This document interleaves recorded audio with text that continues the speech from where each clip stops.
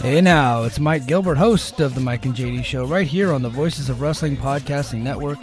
Join JD by God Oliva and myself every Thursday night live on the Voices of Wrestling YouTube channel at 11:30 p.m. Eastern Standard Time, as we stay up all night discussing all the hottest stories in professional wrestling. You can also check us out right here on the Voices of Wrestling Podcasting feed, or you can subscribe to the Mike and JD Show feed. Now, enjoy the show. This podcast is a member of the Voices of Wrestling Podcasting Network. Visit voicesofwrestling.com to hear the rest of our great podcasts, as well as show reviews, columns, opinions, and updates across the world of wrestling. Thank you so much for supporting WWE and NXT and me. You're so sweet.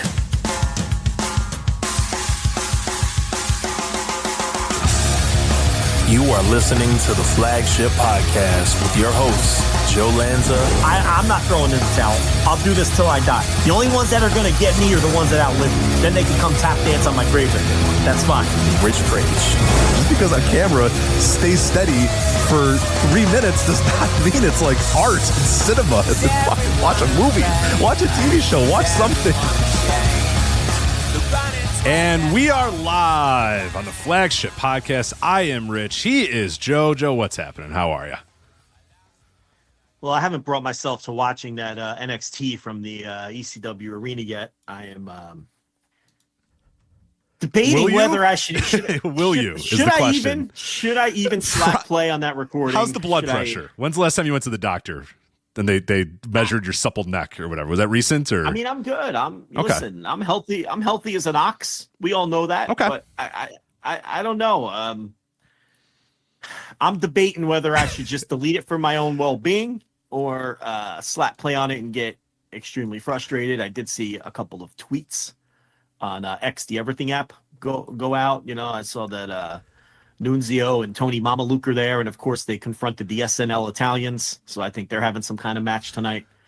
We all know RVD is there, but I don't know. I think maybe, yeah, you're right. Maybe just for my own peace of mind, since I'm in a good mood. The Hoyas, you know, they won their season opener tonight, right? So I'm happy about that, and you know, baseball off season's coming. The hot stove is about to warm up. Rams are on a 3-game winning streak. Should I ruin all of this by watching NXT from the ECW arena? I will tell you, I did see a clip. I'm not sure if you saw this clip, but in the hardcore match between Jada Parker and Lola Vice, there was a spot that I saw a video of that we had Lola Vice is laying on a WWE ladder, probably a plexiglass or whatever, you know, carbon, whatever fiber that we decided last week that these ladders are made out of. Fiberglass. Yeah, the pink fiberglass or whatever. So Lola Vice is laying on one of those, and Jada Parker is walking up another ladder backwards. Her butt is facing Lola Vice, basically, right? Okay, so you're thinking, oh man, what's she gonna do? A moonsault, a flying elbow drop? What's she gonna do? Well, she goes up. She got cooking here. Yeah, what's she? You know, what's in store for Lola Vice? Yeah. And what happens is Jada Parker gets to like the second to the top rung, like not even the top rung. She's basically like me doing a house project where I'm terrified of heights. So I'm like, can I get to this without doing the top rung? Because I don't really want to do the top rung. Like I really try. I'm like, can I change this light without getting to the top rung? I gotta tell you, Rich, I'm not a top rung guy. I am not a top rung guy. Who lives on the edge with the top rung, man? You can't do that. It's funny. I'll be on the second rung and I feel safe and sound. Totally secure. You put me on secure. You put me on that top rung, you may as well be putting me at the top of Mount Fiji. I feel like I'm about to just, you know, collapse to my death at any second. Why is that? It's like a 6-inch difference. I have no idea. Yeah, no idea. Mount Fuji, I believe you mentioned. Not Fiji. Fiji's the island. Fuji's the mountain. But I said Mount Fiji. But anyway, so Jada Parker gets up to, like what I said, like the second to last rung or whatever, and then falls from, I don't know, maybe a foot and a half or so, ass first into Lola Vice, and the table explodes, or the ladder explodes, and the crowd goes nuts and chances ECW. I don't think you should watch this show. I really don't think you should watch this show for your own well-being. I will do it if you want me to. I will take the plunge. Maybe, you know what? This is actually a pretty even thing. I did not watch WWE's Crown Jewel presented by Rehad season, and you did. So I think what I Correct. can do is I can take NXT for you, and you could do Crown Jewel on this very show. Is that okay? You know, it took me 3 viewings to get through Crown Jewel presented by Riyadh Season, but I did get through it. And I come armed with lots of takes, and then I find out, then I see you in our Discord going, I'm not watching that fucking show. Nah, And then fuck I'm like, that. great. The hell did I watch it for? I don't then? know. Now, someone's got to have the takes. No, nobody told you had to watch WWE Crown Jewel 2024 presented by Riyadh Season. Nobody told How you had can to we do not that. cover it? Easily, very easily. It's a major WWE pay-per-view event where they Kelly. crowned 2 brand new champions with the new Riyadh Season belts, right? The WWE Crown Jewel titles that they did not, neither party wore on the next day's show, or at least Cody didn't wear his on the next day's show. He had a ring. So he got this title that apparently they just, I don't know, gave back to the fucking king or whatever the hell, and then they kept some ring or something like that they'll never. They put those belts right back in the storage crate that says Riyadh Season on it, and it'll be shipped back to Saudi Arabia next year. And that's the next time you'll see those belts, right? That's how that works. Didn't stop Liv Morgan from crying her eyes out when she won it, though. Enough with the crying, please. Enough with the crying when we win You these won work the matches. Riyadh Season belt. Calm down. I mean, geez, especially winning that title. Is that really necessary? And it's equally annoying whether she's genuinely emotional or whether she's working. Yes, like, both are terrible. Both are stupid. Yeah. I don't care. Like, I'm not even concerned which is the truth. They're both awful to cry under those circumstances. Enough with the crying. Rich, she cries every time she wins a match. It's ridiculous, this Liv Morgan. It's crazy. The first time you win, all right, maybe you grew up a WWE fan, and the first time you win a title, maybe the emotion takes. So I can almost give you a pass for that one. How many times has Liv Morgan burst into tears after she's won a match? I mean, come on. Every time. Does she think it's a shoot? Like, what's wrong with her? It really drives you nuts. But I anyway, deserve it. I deserve it. You know what I mean? Is what she's like chanting covering in the her mouth head, and quivering. You know what I'm talking about? Like covering the mouth with the hand and quivering and the tears. Oh my god! Come on. The WWE Jeez. Crown Jewel title. I did it finally. It's the Riyadh Season title. Let's take it easy. Right, reel it in. To pump the brakes a little on that one, but I mean, surely they told you an hour ago you were winning. Like, didn't the emotion come out of you then? Like, what happened? what emotion? It's not a shoot. Why do you have emotion about the Riyadh season? I don't know why she has it. The Riyadh season title. Yeah. Ugh. God. Jeez. But yeah. Anyway, so yeah. Well, I watched it, so don't make me watch it for naughts. I have to review. No, you better. You better. So I think the final conclusion was, unless you want to, and please let me know sometime in the next day or so, if you're going to watch this NXT 2300 show, or if you want me to watch this NXT 2300 show. Yeah, if you want to, you can. The 2300 arena / the ECW arena / what was it, Viking Hall at one point. What was it? It was called something else in between there. In between the ECW arena and the 2300. What was it called? Am I thinking of Viking Hall, or was there another name that it had? It obviously had a bunch of different names. Viking Hall was the original. Okay. That's what it was called in like the 90s, Viking Hall. It's gone through a number of different names though. Yeah. So I don't know which name you're trying to think of. I don't even remember. The Asylum Arena was one, I think, right? Wasn't it just the arena at a certain point? Okay, so it was Viking Hall. It was New Alhambra might be what you're thinking of. New Alhambra Arena. I don't know if I ever remember it being that. I guess I remember it as the Asylum Arena / just the arena. It was Asylum Arena. I think it was the arena. It's 2300 Arena. Every time it's had multiple ownerships and it's had multiple remodels. It doesn't even resemble on the inside like the old building. The outside looks the same. They just painted it. It's just black now. And they moved the door. Like the front doors used to be right there on the corner. And now like the doors are further down because I think there used to be an outlet store connected to the same building. I think they bought out that outlet store and expanded the venue and moved the doors. So other than that, though, like the inside, it's unrecognizable. The outside is just painted black. It's got like a nice entrance now. I remember looking at it on Google Maps this last week, and I was like, oh, it's got like a nice like atrium and an entrance and stuff. And I'm like, that can't be what it was like before. I know for a fact. Wasn't it just a bay door? Wasn't it just like a fucking warehouse bay door that they would open up for you guys? Yeah, it was like an aluminum bay door that they would lift up, and then open up. All right, come on in. Yeah, so that door's gone. That was like the only like public way in. There was a door in the back, of course, but that door's history. That's all. And I think they expanded the venue, the latest, whoever owns it now, and then they moved the door down a bit, like you're saying. There's like this entryway now and everything. Yeah, but I don't know what the parking situation. I haven't been to the building obviously in like 15 years, not since like 2009, since I lived up there. 2009 King of Trios, I think, is the last time I was at the building, actually, because that's right before I moved to Texas. Fist won that one. One of those men might be listening. I was going to say, but, Mr. Gran Akuma won. Yeah, and that was a good King of Trios. Yeah, that had Danielson, Castagnoli, and who'd they team with? Team Uppercut. I forget who the third guy was. Might have been Johnny Saint. Was it Johnny Saint? I don't know. That was a really good King of Trios, though. That was the last time I was at the building, and that was they had even that was after one of the remodels. But this is like 2 remodels since then that we're talking now.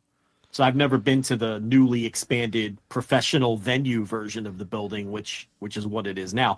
A lot of people don't know. I mean, everyone obviously knows wrestling has been there since, the mid 90s. And obviously it was legitimately a bingo hall for a while, but they would run boxing there all the time. There was all kinds of uses for that place. I think they still do run boxing pretty frequently there, if I'm not mistaken. But yeah, I don't know, because for the parking, you just used to just like, I don't know, I'm gonna park under this overpass. If there's Hope my car doesn't get broken into, type of deal. Yeah, that's exactly how it was. Or I'm gonna park a block and a half down at the Bennigan's or whatever. It's like you just had to find a place to park your car, official or otherwise. So I don't know that it's like, now that it's a real venue that runs events all the time, I don't know if they have a parking lot somewhere or anything, because like I said, I haven't been there in like 15 years. But yeah, I don't know if I can take it. I know I'm just gonna annoy myself. Yeah, you probably should just sit this one out. Just sit this one out. Maybe I'll tell you. It's kind of like when you remember when you were a kid and you had a loose tooth, but it was the good kind of pain. You know what I'm talking about? Yeah. Like your loose I don't tooth, think this is going to be a rewarding type of pain for you, or I don't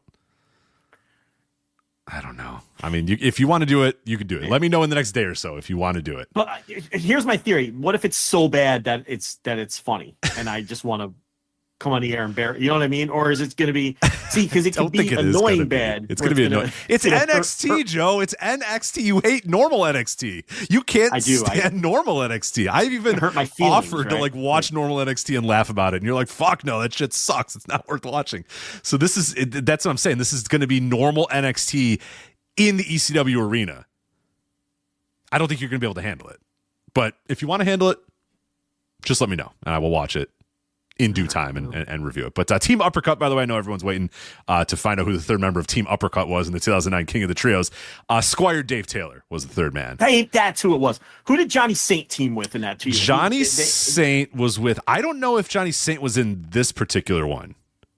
Am I getting mixed up? Yeah, maybe you went to another King of the Trios. Let me see. I'm talking 09. It was definitely 09. Oh, no, there he is. The Masters of 1,000 Holds.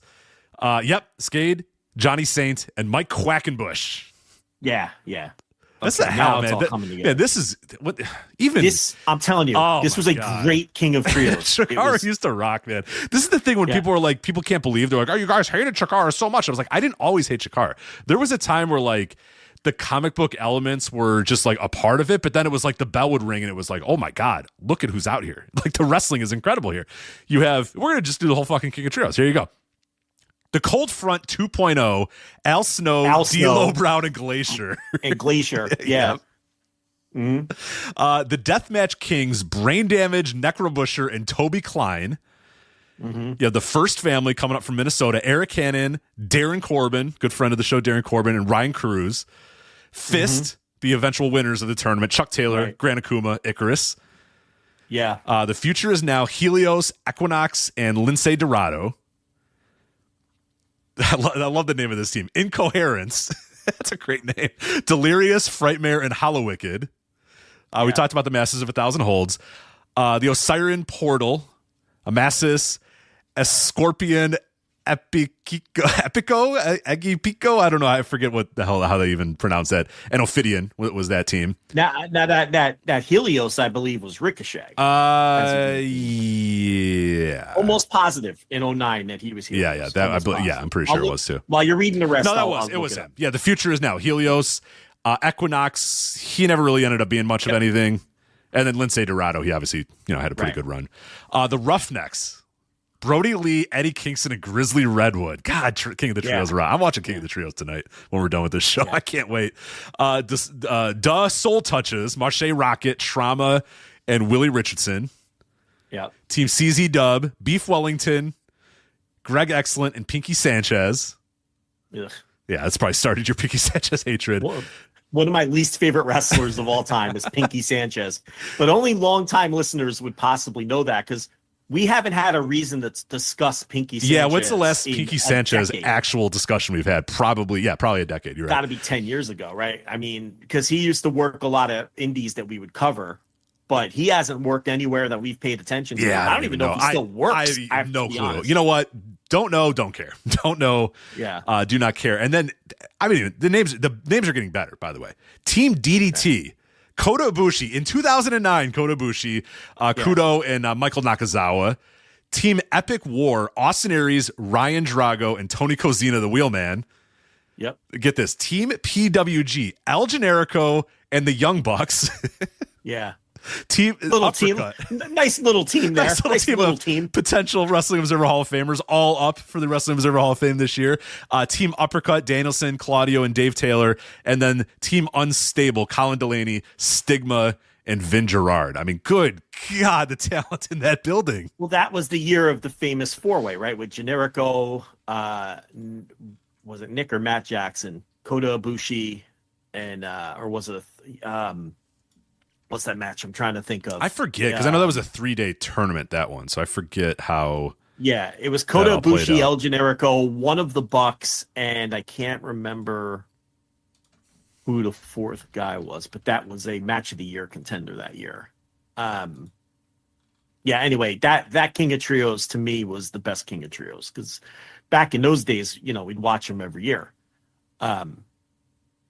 So or go to them, attend them, or make sure you found a way to see them. So, that's the last time I was in that building. I got the match for you here. Kota Ibushi, Generico, Jigsaw, and Nick Jackson. Yeah, that was it. 4-way. That's a, now people are it's on YouTube. People are going to go find it. And they might say, that was really good. But you have to understand, 2009. That wasn't overdone at that time. And now I'm convinced it'll hold up because I think it was, when you're talking about 4-ways, that might be the best 4-way match ever. I haven't seen it in years myself, but what you also have to contextualize is they weren't overdone to shit at that point in time. They weren't on every single indie show and every single show, period. I mean, with all these fucking 4-ways. I'm going to complain about a 4-way later on in this show that recently got booked. I mean, I'm sitting there screaming and yelling in my fucking den in the middle of the day when that angle was shot for the 4-way we're going to talk about. But yeah, that was a great King of Trios. Is there a legal way to watch that whole show? I believe all those are on IWTV. Or that whole event, rather? Yeah, I think independentwrestling.tv has it for you. Let me so double check. Chikaratopia is no more? Chikaratopia? I can't confirm that or not. Let me see. Chikaratopia is still around. It's not looking good. I don't think Chikaratopia is still a thing. It looks like, you're going to go to IWTV is going to have, it looks like, all of your Chikara. Let me make sure they have that specific King of Trios that we're looking for here. So while you're looking for that, did Quackenbush just sell the library to IWTV? I would assume. Yeah. I would assume he said, you know what? Screw you guys. I'm going up. He sold it all. Huh? Yeah. Because of, a lot of people came through. He may have been able to hold out for a better deal with somebody else. Yeah, for sure. All that footage, right? A lot of early footage of a lot of big stars in Chicky, as the big fans used to call her Chicky. I know. It always annoyed me to know it. So annoying. So annoying. So I would be caught dead calling it chippy. Yeah, King of the Trios First of all- 2009 nights 1, 2, and 3. If honestly, I would have loved Chikara way more if it didn't have Chikara fans that watched it and talked about it. You know Just what I mean? the worst fan base. Just the worst, fan fan, the most base. annoying and like I liked it, but then I didn't want to like it as much because there was so many people that I hated that liked it, and all the discussions just around the- it were so bad. It's just like happy So wrestling. annoying. Oh, it's so just dumb bullshit all the time. Like, Just shut the up. worst, self-important, uppity, sock sniffing fans that you would ever come So across. bad, I yeah. just the worst people, and a lot of them really turned out to be the worst people. So it turns out, yeah. no, but yeah, very annoying and just God, this Fart whole smelling, culture yeah, around smell your own it. farts. Oh my type God. shit, yeah. Yeah, just awful, So that really was kind of off-putting, the fan base, no doubt about it. But yeah, so there you go. Unexpected little diversion there and a little show wreck for everybody. I think it's 3 nights though. 3 I think nights. it's It is 3 a lot. nights. There's a lot of investment in that, but it is all available for you. It looks like all the King of Trios are available for you there at independentwrestling.tv. They'll have to give us a promo code here. We can plug them next time. But anyway, but yeah, not all of them are good. There's a peak of the King of Trios, and it definitely lost that. Like you're looking at, I think that was the peak. that was probably the That peak. was I it know there right was there. there was one year I remember watching back in real time. I had a bunch of DVDs of bought them from a Ring of Honor table. Always my favorite thing to do at a Ring of Honor show is buy other companies' DVDs because that was the best. That's where I mean, like again, to say this is how fucking old I was. The way that I followed, like. The excitement of going to a Ring of Honor show was not just to see the Ring of Honor show, which was always really fucking great. It was what's new in Noah, what's going on in All Japan, because I would go and buy these fucking DVDs, or what's going on in Chikara, what's going on in these other indies all across the country. Like this is how you had to. I mean, there was no other way. There was 0 other ways. How else were I going to watch Chikara in 2008? Yeah, I mean, I guess you could kind of find sketchy download shit, but we talked about the world of sketchy download last week. We talked The about most it. Like convenient way to find was to like the. I would go to those Ring of Honor shows just with my fingers crossed that the latest Budokan Hall Noah show would be there on the English language DVDs, and they take a couple months for them to produce them and everything. But for a while there, Noah was pumping them out of that Hawaii office that they had with Wally Yamaguchi on commentary, and I forget who the other guy was, but yeah, the choppy your PP guy with Valvin, he was one of the commentators, and then I forget who the other guy was. And they would do English commentary over the Noah Budokan Hall shows, and that's how I was following Noah for a long time. It was and the disappointment when the Samoa Joe Mitsuharu Misawa show with that main event came out, and Noah couldn't put it on the DVD because TNA had exclusive rights to Joe on some kind of distribution deal or something. Like they couldn't. That match wasn't allowed to be on the DVD, which was very annoying. I think there were like still images. I think what they did was when it came time for the main event, they showed still images with like the commentary over the still images for 30 seconds or whatever. And I never really understood why Samoa Joe couldn't be on the Noah DVD, but he was allowed to be on all those ROH DVDs. Right. Like, that never made sense to me. But for whatever reason, TNA didn't want him on the Noah DVD. But yeah, you're exactly right. That's how, and you would check out, you get your ROH DVDs, of course, the shows that you knew were hyped. And they'd always have some kind of deal like 3 for 2. Oh yeah, it was always like 3 for 20 or something like that, or whatever, or 5 for 30 or something like that. And yeah, you never just picked up one. You always like, oh, fucking buy 5. You know what I mean? And do it at intermission, and then sit by your seat with the 5 DVDs and pick your DVDs Everyone up and leave with the their room. little bag with their DVDs. Yeah. And get a Kerry Silken handshake, put the bag in the other hand so you can give Kerry a handshake if it was a good show. If it was a good only if the show was good. Of course. If the show was good, you couldn't miss Carrie at the door shaking everyone's hand. He wouldn't let you walk to the door. I remember one time he like blocked the doorway, literally blocked the doorway out to the Frontier Fieldhouse because there was like one door that you could get out. Everybody had to go out the one door. I remember the one time in his little Hawaiian shirt. The show was awesome. It was a fucking great show. It was probably Man Up or something like that. I remember him in his little Hawaiian shirt just literally standing in the doorway saying, "Thank you so much for supporting Ring of Honor. Thank you so much for coming. We love you." Chest all puffed. right? Chest all puffed. Yeah. But if it was a bad show, you couldn't find that guy with a search party. You couldn't find that guy. He wasn't out there shaking hands if it was a lousy show. But if it was a great show, he made sure to touch every hand. I mean, so that's That's how that worked. Leaving with your little DVD bag. Absolutely. And depending how deep that DVD line was, that's how long the intermission would last. You know, so Gabe would look on over. I remember seeing him peek through the curtain sometimes. Be like, no, we're good. Keep going, keep it going. Yeah, you know. So, like, if it was a night where you weren't buying DVDs or you were already done, you're like, oh, come on, pick some shows out already. I want the show to get going again, because they would not start that fucking show, and you'd get your death metal through the fucking PA system until that line would dissipate. Miss those days. Absolutely. And you'd have your random like wrestling figures, some of them autographed, some of them not. Like I was going to mention those random boxes of figures, you know. Yeah. So if you were looking for your ruthless aggression, you know, badass Billy Gunn figure, you might have lucked out, and they might have had that on the ROH merch table. A couple of WWE shirts available there too, which I don't know. Sure. I don't know if Ring of Honor had distribution rights to some of those shirts, some of those John Cena shirts, but they sold them anyway. Yeah. You know, it's like maybe in addition to your Hangman 3 shirt, you'd like a John Cena shirt, right? Maybe you want both of those things, so you know they can take care of your needs. I will never forget when they put out the Hangman 3 t-shirts and just thinking to myself, who the fuck is buying a Hangman 3 t-shirt? I mean, seriously, like a total dud of a unit, number one. Yeah, and how can you go wearing that Adam Pearce, around? Brett Albright, and BJ Whitmer, right? Wasn't that Hangman 3? Boring as all fuck. It was fuck. definitely Adam Pearce and BJ Whitmer. I don't remember who the third I want to guy say it was Brent Albright or Hagedorn. I don't know if Hagedorn was like an official guy or just the heater. But yeah, the Hangman 3. It was so bad. Yeah. So boring. God. Awful. Most of those units. The Unit Wars era was a miss. Why did Adam Pearce? Why was it? Do you remember his entrance theme? I remember it was bad. I remember it was bad, but I don't remember why. I'm going to tell you what it was. In fact, I'll sing it for you. Hey, Black Betty, blam, blam, oh, Black Betty, blam, blam. Why did he come out to Black Betty? Why was that? I don't remember that. Made no sense.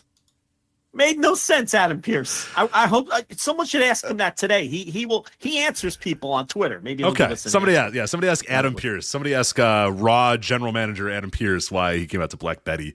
I don't remember him coming out to Black Betty, but someone in the chat room is agreeing with you, Black Betty. So yeah, it's. Yeah, really weird entrance theme. Didn't make any sense to me then. Doesn't make any sense to me now.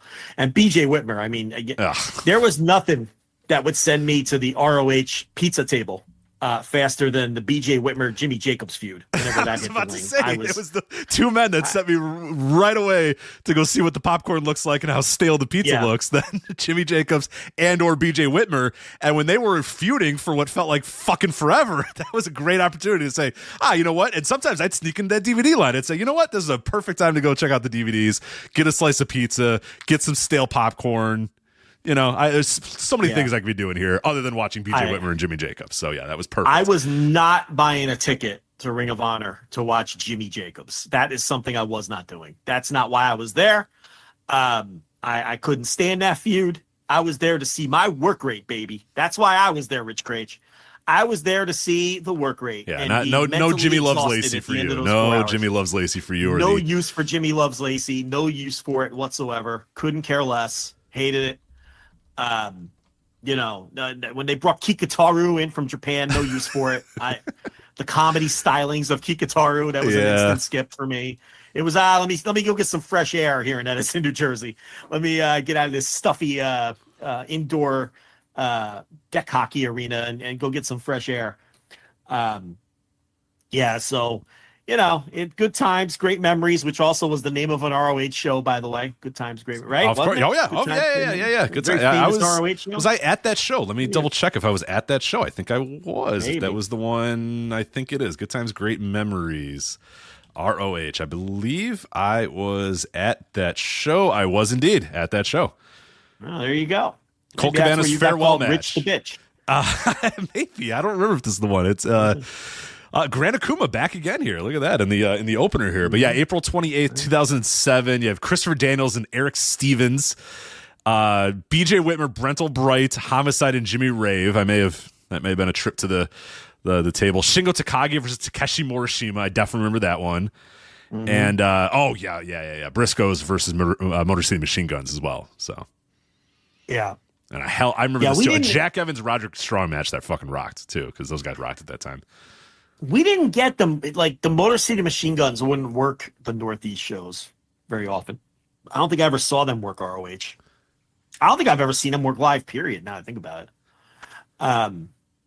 Maybe I have, I don't know. They had to have worked a Mania weekend or something together, right? You would think. Together. I don't Maybe not, though? I don't think so. I think they were, because Shelley was doing his own thing for a little while. I bet you saw Shelley at some point. I definitely saw Shelley in ROH. And he would do like his own 100%. little indie. He would do his own little indies and stuff too for a while. Right. But what I'm saying is I don't think I ever saw Motor City Machine Guns work. Yeah, I don't. I could see you not. I could see you missing them for sure. Did you go to? You didn't go to like a TNA show that they were at or anything, right? Like a Lockdown 2010 or whatever. Listen, I've been to more TNA shows than you think. Yeah. But I honestly can't remember ever seeing them. I don't know. I mean, I've been to TNA house shows. I'm a true sicko. I've been to pay-per-views, house shows, WrestleMania weekend shows. I've been to like 7 or 8 TNA shows, I think. Because they used to come to Texas a lot. Yeah, they ran house shows in that building that AEW runs in the Curtis Cedar Caldwell, Park, just outside of the Curtis Austin. Caldwell Yes. Center or whatever. Yeah.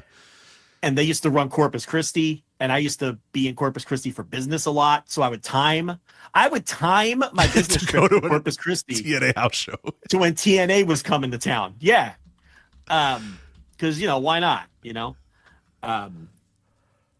So yeah, that was remember we got accused of photoshopping a picture and taking the fans out of the seats by the TNA crazies. Yeah, you of all people got I think my reply was, it's Joe. I don't think he knows how to use Photoshop. Like, if you want to accuse me of using Photoshop to take fans out of seats and replace them with empty seats, I suppose you could, because I do have an extensive background in Photoshop and stuff. I probably could do that. Would I go through the effort of doing that? Absolutely not.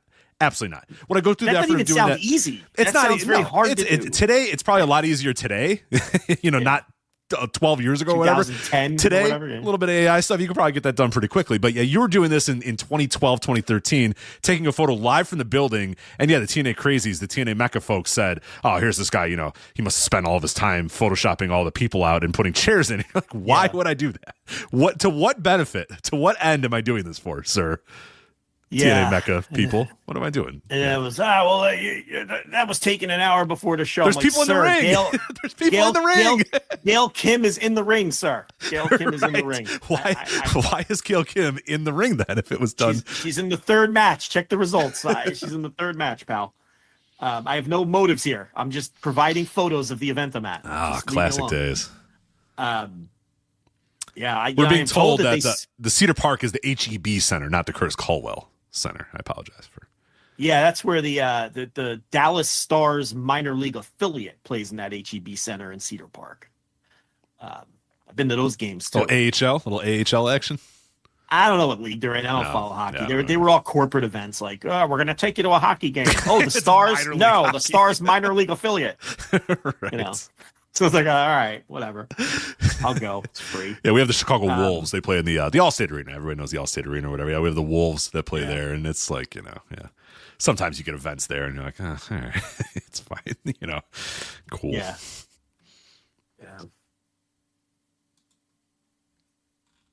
Anyway. I suppose at some point. Show. Yeah, good show. We're going to wrap it up. I enjoyed it. A little trip down memory lane of Ring of Honor.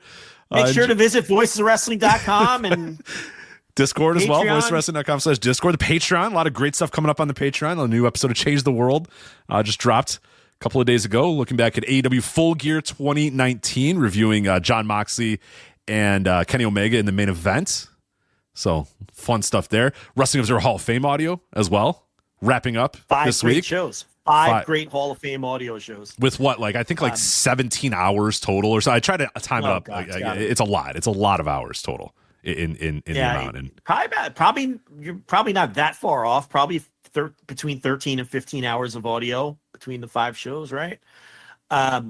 Best Hall of Fame audio you're going to get. I mean, it's probably better than the audio on the damn Observer site, if we're being honest. So check out those shows. Will there be another one? I don't know. We'll see. Lot going on behind the paywall, though. There were 2 flagship pluses last week. So one from Rich, one from me. You get dual perspectives on the WWE cuts, although I guess technically Baron Corbin wasn't cut. His contract just came due, but you get the idea. So, yeah, a lot going on behind the paywall. As always, there's basically at least one post every day, on average, I would say. And we haven't really plugged it in a while. We try not to be super annoying about doing paywall commercials all the time. I don't think we've done one the last couple weeks. Now that I think about it. We'll stuff in it at the end maybe. But yeah, we haven't done one of these longer segments in a while. But it's probably time because there's a lot of really, really good stuff up there. Yeah. Obviously, Full Gear's coming up in a couple of when the hell's Full Gear? Is that next week or the week after Full Gear? But obviously that Instant Reaction Live. It can't be next week. I feel like it can't be next week either. 23rd. We got plenty of time till Full Gear. And we'll tease this a little bit later in the show too, but there's a very good chance you're going to get some sort of content as well. Maybe a Flagship Plus because, Joe, I am going to MLW this weekend. I will be there live in the Cicero Stadium. Got the confirmation from Sean, our good media contact, our PR contact there at MLW that I'm in. I'm locked in at the table. You'll be covering the event. Yep. Will you have a pencil behind your ear and a notebook? I will. I have the notebook. I have the Flagship notebook that I bring to every one of these events. So it is here right in front of me. The Flagship, the notebook, which we'll start plugging those bad boys again here in a little bit. Absolutely. But not the greatest return of an investment in those. But that's all right. That's they're good notebooks. Listen. I don't think Rich ever gave me my taste from the notebook, but brother, that's okay. I don't think we got. I'm still looking for my taste from the place that sold us these notebooks. So once I get my taste, I'll give you your taste. But yeah, not a lot of tasting. No, Dr. No Dr. Pepper here. Over here. Yeah, there were 23 flavors in that. I'll tell you that. Not a lot of taste. Not a lot of taste coming. That's why we didn't do it for years. Not a lot of taste. Yeah. So, but anyway, that'll be for sale soon. But yeah, the Patreon, something I've been meaning to plug regarding the Patreon is obviously you should be on the $10 tier because that's going to get you everything we do. If you're on the $10 tier, you don't have to be concerned if you're going to have access to everything we do and everything we've ever done, right? So that's where you really want to be. The $5 tier is going to get you most of everything that we do with the exception of anything that's live and anything that's written, columns and those sorts of things. But we have this free tier, and unlike some other paywalls or Patreons or whatnot that offer a free tier where it's kind of like just to get you in the door, but you don't really get much content, our free tier legitimately has content on it. So if you're someone who has been hesitant to subscribe or has been thinking about it for a long time and you're not sure whether it's going to be worth the money, my suggestion would be to hop on the free tier. It's going to do 2 things. Number one, you're still going to get the emails and the push notifications of everything that we do. So then if something strikes your interest, you can upgrade to the appropriate tier. Number 2, we put quite a bit of content on the free tier every now and then. We'll do a piece of content and it'll be free for everybody, right? And then also, if you're on the free tier, every now and then Patreon will send you a paid piece of content. They don't do it often, but every now and then you're going to get sent a piece of content. Mm-hmm. It's a new thing they just rolled out. It's really cool. I like it a lot. I'm glad they finally did this. Right. So you get a little freebie, you get a little taste of what's behind the paywall every now and then, in addition to just the posts that we post that are free. So our free tier really does get you some content. It's not just one of these, it's not just there for show. It just isn't just a sales pitch to get you in the door and inundate you with push notifications. You're going to get content on the free tier. And what I do notice is there's a lot of people who do subscribe on the free tier, and then they wait, and then they see something they like, and then they upgrade, right? And they're like, oh, yeah, I want to check that out. And then maybe they revert back to the free tier, but they stay subscribed, so they stay up to date on what's going on. So there's a lot of different options for everybody, with the 10, the 5, the free. There's even the $1 tier is still there. And every now and then we do put stuff on the $1 tier. So it's not like you're going to just be handing us $1 every month and then never get access to anything. At least a couple times a month there'll be something on that $1 tier. So anyway, a lot of content back there. The Hall of Fame stuff is always a big hit. The live instant reaction live for Full Gear. Is it Full Gear? Yep, Full What's Gear. the name of this show? Full Gear. Yeah, the instant reaction live for Full Gear is coming up in a couple of weeks. So if you're one of those people who just pops in for the AEW pay-per-view months, here's your reminder. Just take care of it now. Don't wait till the night of and get caught trying to do an impulse buy and then running into a complication and getting pissed off. Just take care of it now and you'll be covered since the show's in 2 weeks. And everybody check out the Flagship Patreon. There you go. Flagshippatreon.com or patreon.com/voices of wrestling. So, all right, we're going to get to some actual wrestling, some real wrestling that happened recently, not from 2009.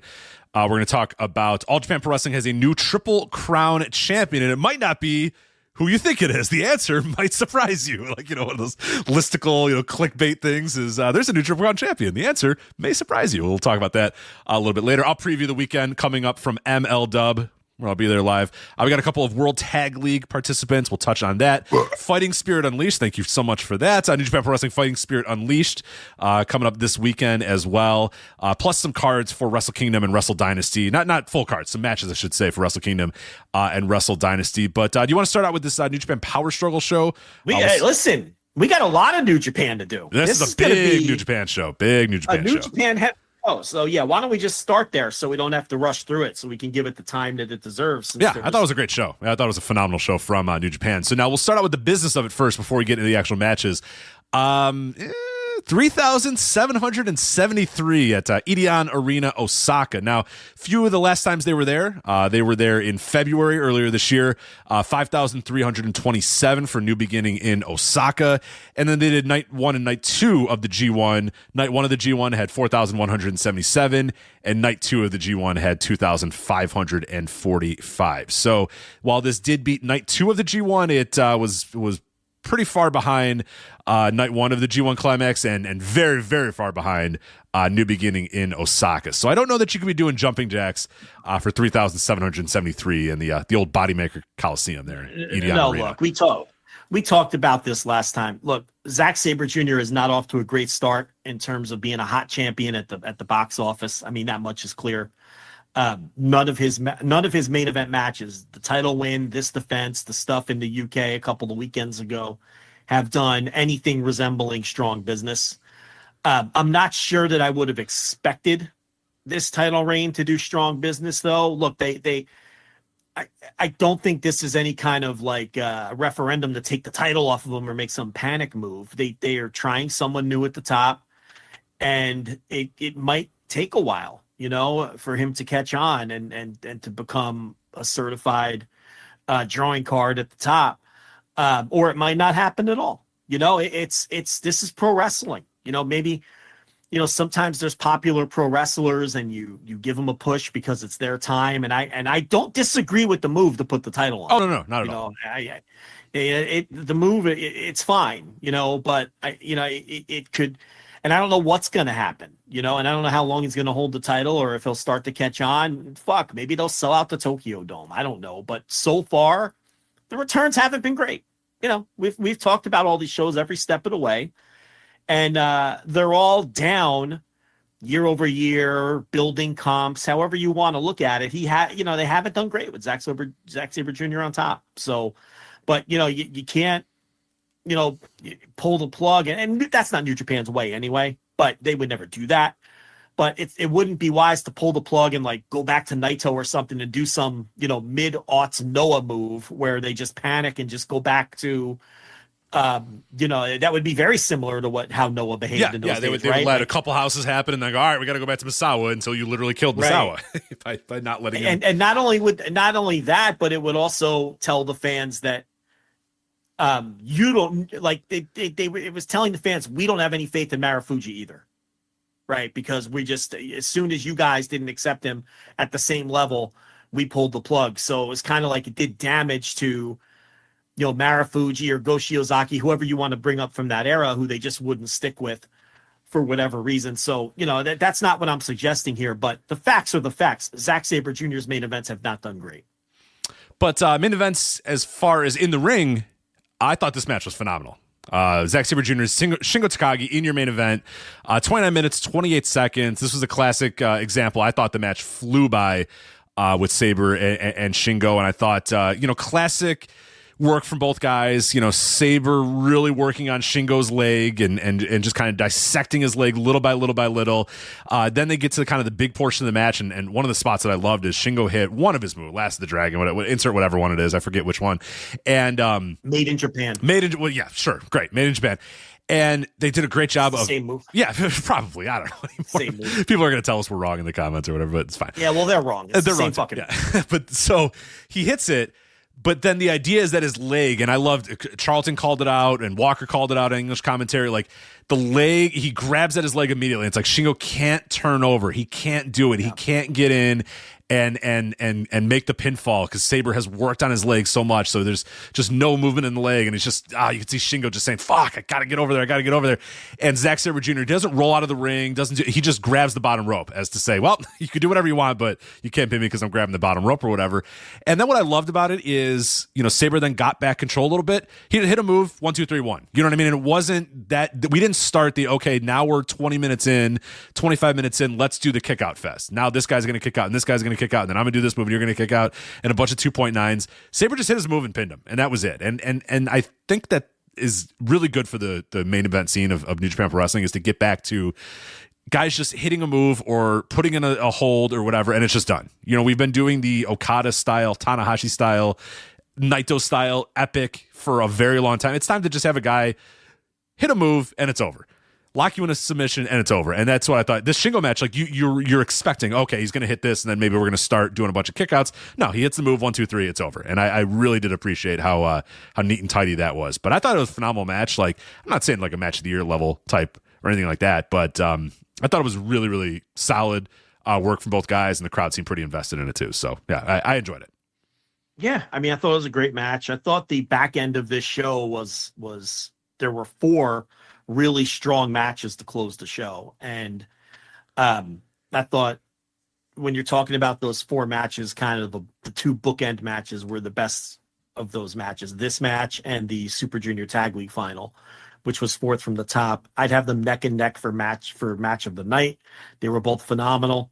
And the 2 matches in between, the junior title match and the global match, were also very good matches. But yeah, you summed it up. I opened up my notes and it said it's Tiffy time, but that was the notes for Crown Jewel, not for this. So I was very confused for a second. I'm like, it's Tiffy time. What's happening here? But yeah, my notes basically say what you ran down. The struggles that Shingo had hitting the Made in Japan and the Last of the Dragon, whichever one he's going for at a given moment, because of the limb work that was done. So, and the work obviously was superb, because look who's in there. This is 2 of the best workers of this generation. And, he worked his arm early in the match too. Like, it wasn't just the legs, the legs ended up being the predominant story of the match, but he worked his arm early in the match too, which came into play in the first third of the match. But, one thing Zach's got to stop doing is, he's got to stop doing like that backwards pin clutch combination, because everybody counters it now, Zach. Yeah. Every time you try that, you get put in a choke. Yeah, you get put in a reverse. You get put in a rear choke every single time. So you might want to put that one away. I think Sonata taught everybody how to counter that, and the film is out. The film is out. It's like the Vikings now with the fucking jerk off quarterback they got from the Jets. You got to be more specific. Darnold. I don't know. Okay, yeah. Sam Darnold. So they start off 5-0 with Sam Darnold, right? And now the book is out. He can't throw against the zone. All you got to do is throw a zone at Sam Darnold now, and you just confuse the shit out of him. So, the book is out on Sam Darnold and the zone defense, and the book is out on Zack Sabre Jr. and that backwards pinning clutch deal, because everybody just throws him in a rear naked choke. But yeah, no, it's a great match. And Sabre, he had the win. There was no chance he was losing, obviously. This is always that unfortunate title defense that nobody buys, because, we're headed to Wrestle Kingdom. Right. And And then we had the post-match angles, which, they sent Shota Umino out there first. I cannot believe they're actually doing that match. We'll talk about it at length maybe when we preview Wrestle Kingdom. But we should talk about the angle at least. But so Shota comes out, and the announcers have to put over what's happening, because Shota comes out and he had a match earlier in the night with Sonata, and the fans were mostly positive to Umino of like, okay, yeah, we like this guy a little bit, whatever. He comes out this time, and the fans just go boo, boo, boo. He can't even talk. It's just like, and even like Chris Charlton's like, looks like they love Shota Umino when he's facing Sonata, but they do not like him in the title picture. It's just like, you know what I mean? And that's kind of what's happening, is the crowd's just like, oh, dude, nah, you can be on the undercard, you can be doing, no, we're not Wrestle Kingdom, man, because you can tell. Right, but do you think this is a lean in now? At this point, yeah, for sure. And do you think this could work in his favor, where it becomes because he's him? I don't think it's going to work in his favor because he's him. We've talked a little bit about Wrestle Kingdom the last month or so, and we've kind of tried to talk ourselves out of the idea that they'd be doing this match, but they're doing it. So I have to ask you, look, should we be talking out of both sides of our mouth? I mean, we want them to push these guys, right? This next generation. So is this a situation where it's, you got to push some of these guys? No, not like that though. Like, is it fair to say don't push him? Or is it, listen, they have to try with someone, so it may as well be any of them, right? Like, I suppose, yeah. I mean, they definitely have to try, and they maybe have to rip that Band-Aid off, but is this the guy to rip the Band-Aid off on? You know what I mean? Is this the guy to do it for? That's my concern. It could be worse. It could be Ren Narita. Yeah. It's not Ren Narita. Yes. I guess that's correct. Yeah. We've had Yota Tsuji in title matches already. Yeah. Not in Wrestle Kingdom main events. Not in Wrestle Kingdom main events. Not Wrestle Kingdom. Okay. Is it gonna be the main event? Well, that's, I guess, probably not. And that it's so, there's a pin in it, but we all know what the main event is going to be, right? The de facto quote unquote main event after World Tag League. We know what it's going to be. They haven't booked Naito or Hiromu yet. So is that where you're going? Well, yeah, because they're going to be in World Tag League together. They're not going to win World Tag League, and then they're going to do something at the end and say, we should settle this at Wrestle Kingdom, because that you cannot put, let's face it, you can't put Zack. We're seeing it right now. You couldn't put Zack Sabre on the marquee in Osaka and sell that thing. You cannot put Zack Sabre Jr. and Shota Umino on the marquee on January 4th, and that's going to bomb. The problem is, like, World Tag League, when's the last day of the World Tag League? They've gotten better about it, because it used to be, God, remember back in our book days, that fucking tour would end like 4 days before. I was like, fuckers. It ends on the 8th. Oh, okay. Plenty of time then. Plenty of time to do that then. Oh, does it? They got a whole ass. They got a ton of time then. Okay, fine. Well, they got a whole ass another tour after that. Right, the Road to Tokyo Dome tour. Shows. Yeah, they didn't used to. If I remember correctly, back in our book days, they didn't have this Road to the Tokyo Dome tour. They would do World Tag League, and then maybe there was one other show or one or two other shows. No, they would do the Christmas show. Yeah, right. And that's part of this Road to Tokyo Dome deal, because they have shows on the 22nd and the 23rd in Korakuen, which are the Christmas week Korakuens, which used to be more. They used to like. Those haven't been as important as they used to be in a while. They used to do title matches. Well, that's how they would set the card. I mean, that's how they would set the card. That's why we would have to hold off on the book, because it was like, well, shit, a bunch of stuff's going to happen on these Korakuens. So, like, calm down. We're going to know everybody's directions after these. Now it's like you kind of have them all, but that gives them plenty of time to do whatever and still build Hiromu versus Naito or whatever, because that's going to be your draw, and that's going to be your, okay, now you guys have a month to go buy your tickets for the show, because they can't possibly. Well, no, Zack and Aminu is going to go on last because it's the IWGP title match, but it's not going to be the real main event. That's kind of what I was getting at earlier. And then when they do the angle with Ricochet, so Ricochet comes out, big surprise, and he's like being presented as a heel. Right? I mean, I don't have the wrong read on that, right? No. He came out and said, I run this. I just want to allow all of you to know that I still run this fucking shit. I mean, yeah, he attacked from behind Zack Sabre Jr. Clothesline. And hit him with a clothesline, yeah, while he's, draped in confetti or whatever. So, yeah, I think, he's a heel. He's a heel.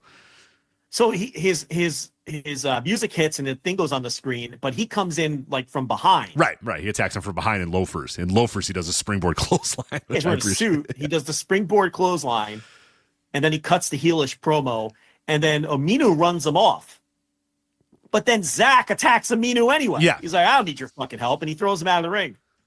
And so they announced Zach and Aminu for Wrestle Kingdom.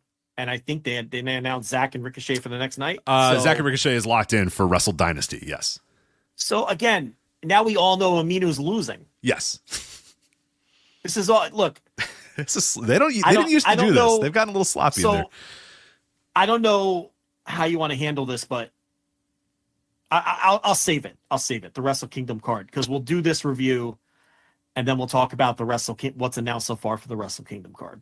Yeah, we'll do that. But those are the angles that happen. Okay. So that's the angles that, I think that's the best way to do it. So those are the angles that happen. Shota challenged Zack Sabre Jr. And we'll get into it more when we go over that. And then, Ricochet attacked Zack Sabre Jr. after Shooter made the challenge. So we'll discuss those here in a little bit. So then we had the IWGP Global. We'll just go top down. We'll go top down, work our way back to the openers. But David Finlay versus Taichi for the IWGP Global Heavyweight title. The big story in this match and the big takeaway is towards the end of the match, Taichi's got it somewhat in the bag, and then, the camera pans a certain way, and you're like, uh-oh, here we go.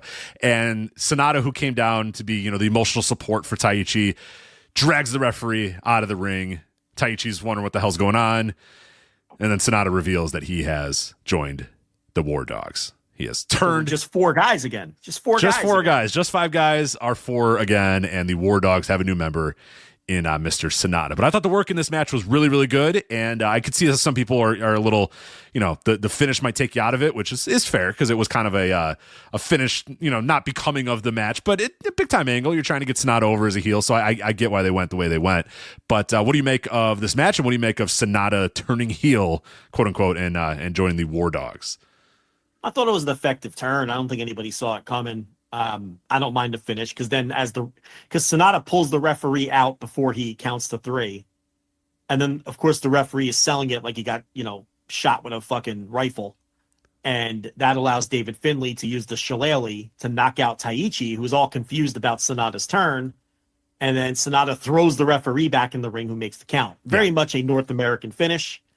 This is Gato's Memphis style booking here coming to the forefront, but I didn't mind it in this spot, because they wanted to get the turnover.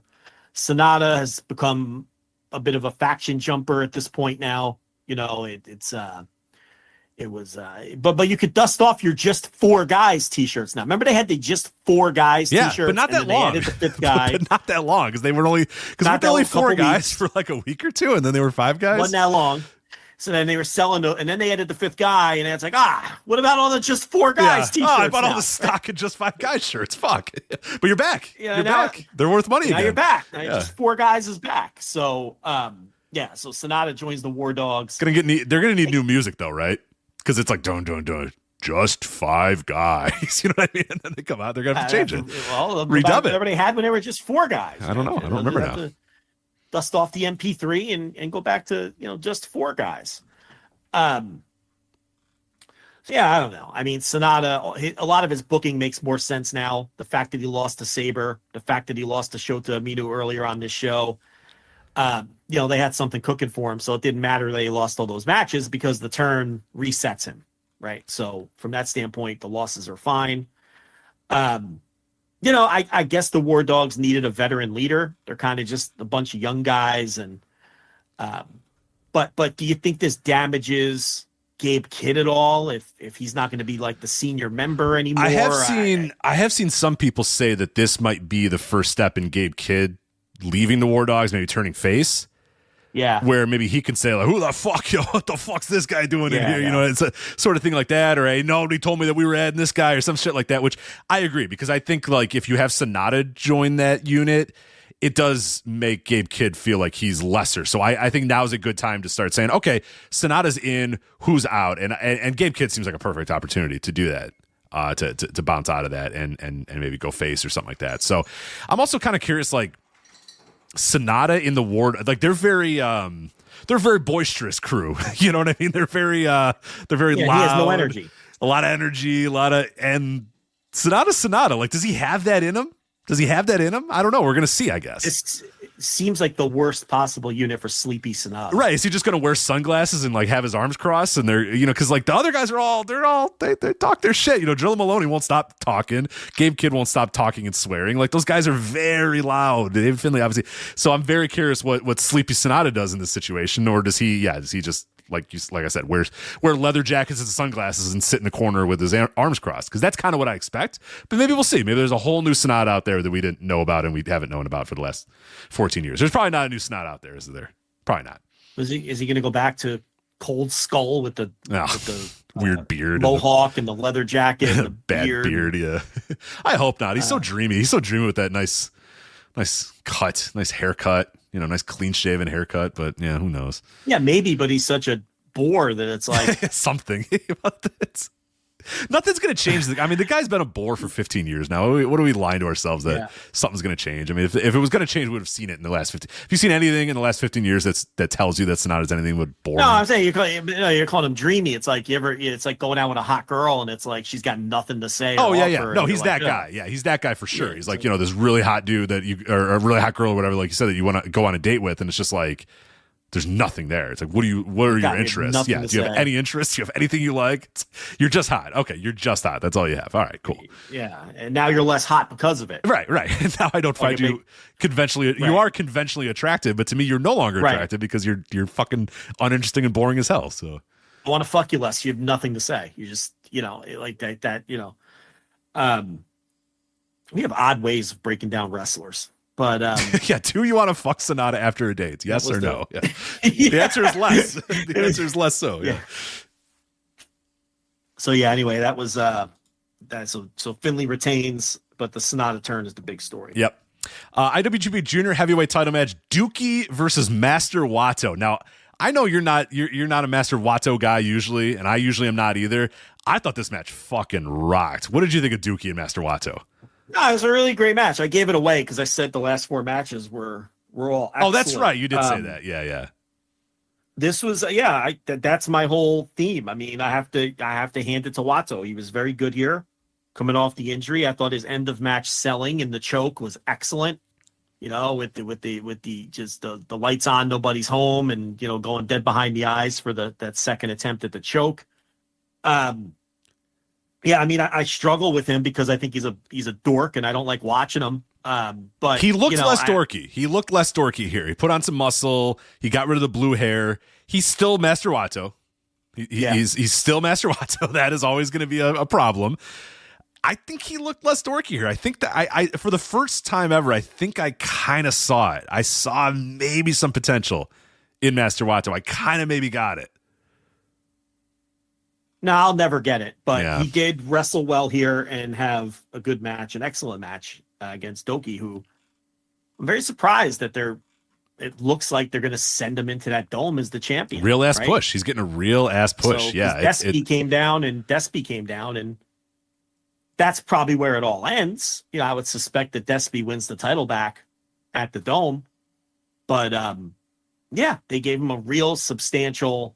I didn't think he was going all the way to the dome. With multiple defenses. Yeah, I did not think he was making all the way to the dome. And one thing I loved about this match is, and we're going to talk about the match that happened before it. So the Super Junior Tag League match that happened before it, we'll talk about in a second. What I loved is that Super Junior Tag League, which was all action, bouncing all over the ring, doing all these crazy things. And this match, man, this felt like a classic New Japan junior title, Koji Kanemoto versus Shinjiro Otani type of match or whatever. You know what I mean? It was very ground-based, very submission-based. Lots of, some kicks, but mostly like submission stuff. It was not very high flying or very energetic in that way, but it was still very engaging the entire time because it was Dookie sort of little by little working over Master Wato, getting him in this position where he could eventually put him in that choke. And Wato had nowhere to go. He knew he was done. Didn't want to give up though, and just had to get dead behind the eyes before the referee said, "All right, no, we're done here. We're done here." So I like that. I like the contrast of the all action Super Junior Tag League, and then here this junior heavyweight, which felt very much like a classic. A lot of great wrestling. Yeah, mid '90s, early 2000s New Japan Juniors, which was filled with guys that were very ground based, submission based type of guys. Little El Samurai. Yeah, El Samurai. Yeah. Koji Kanemoto. Just prick Shinjiro Otani. ass Koji Kanemoto out there. Yeah. That style of wrestling for sure. Just got done with a Rich, cigarette. Just finished a cigarette before he walked out of the ring. Yeah. El Samurai takes a big drag and then puts it out on the heel of his boot and then goes out there and grapples. Gives you 22 minutes. Yeah. So in the past, we would have like really cool tag team names like Miracle Violence Connection or the Dusick Family Riot Squad. Or, you could probably come up with a Demolition, right? Now we have tag teams with names like Ichiban Sweet Boys. What the fuck is this tag team name? What? Ichiban Sweet Boys? What are we doing? Do we even want to pretend that pro wrestlers are tough anymore? And Rich, it annoys me, Rich. I know it shouldn't annoy me as much as it does. Ichiban Sweet Boys? Now, I understand that they call Kosei Fujita the Ichiban Sweet Boy, and they've been calling him that since he was the young boy at a group or whatever. But does everything have to be tongue-in-cheek bullshit? Can we get back to calling teams, the Holy Demon Army? Can we have the Holy Demon Army again? Can we go to the Violent Giants, right? You know what I mean? Like, Strong BJ. You know, these are the ones that I want. Yeah. The Kings of Wrestling. I'm trying to think of my favorite tag teams of all time. You know, they have nice, strong... the Road Warriors. Right. You know what I mean? Now we Ichiban Sweet Yeah, we got Boys. now we have the magical Sugar Rabbits and the Ichiban Sweet Boys. No, thank you. What are we doing? I mean, fuck, man. It just annoys me. But anyway, this match was great. Robbie Eagles, I thought in this match was the standout. I thought he was out of this world, incredible in this match. And I was thinking about the FSM Voice of Wrestling 50 that'll be coming out in a couple of months that is being worked on behind the scenes. And it's like a guy like Robbie Eagles probably won't make anyone's list. He probably won't make the cumulative list. But if you asked me if I thought Robbie Eagles was one of the 50 best pro wrestlers in the world right now, my answer would be an easy yes. I mean, you watch this guy work. There's a pop and a suddenness and a realism to his work. Not realism in the sense that he's out there doing like, like MMA holds or things like that. But when he does, his offense has impact. And all of his movement is sudden and his offense really pops. And, you can't, there's, in this era of pro wrestling, I think that's missing a lot of the time. I pick on NXT a lot, but one of the big things that's missing from NXT is nobody has offense that pops. Nobody has any suddenness in their movement. Nobody looks like they're hurting their opponent. And they're deliberately teaching that way. I understand that. That's why I barely consider what they do pro wrestling. No, it's a show about a show about pro wrestling. It's people vaguely attempting pro wrestling for a show that's about pro wrestling is basically what it is. Right. It's not far off from heels. You know what I mean? It's not far off from heels or glow or whatever the heck. It's really close. It's really towing those lines. It's really close. Yeah. It's closer to that than it is to the way Robbie Eagles worked in this match. Or I'll give you another comparison. Someone that we're going to talk about later, Ren Ayabe. He has no pop. There's nothing behind anything he does. He's just a terrible pro wrestler, and you can't take him seriously because he's so bad. And then you watch somebody like Robbie Eagles, or TJP is another one. He was great in this match too, but this was really more about Robbie Eagles and how great he was. And everybody was good, but I really thought the stuff with Robbie Eagles and TJP, and with Eagles in particular, was just it was just fantastic pro wrestling. And the guy I know he's kind of like, he doesn't work every tour, but he's just so great anytime that New Japan brings him in. And they win the tournament, the Ichiban Sweet Boys, and they will be getting the title shot. Oh, but wait, we had a terrible post-match angle. It was bad. Every time a new person came, I was like, no, get the fuck out of here. So, real quickly, let me talk about the match for just a second, and we'll go to the post-match angle. What I love about this, did not overdo it either. 15 minutes, and I swear to God, that bell rang, and they did not stop moving. And that's not in the way that like, oh, they're just doing shit. You know what I mean? Like if I say 15 minutes and it was all action, boom, boom, boom, boom, boom, you might think, oh yeah, he's got.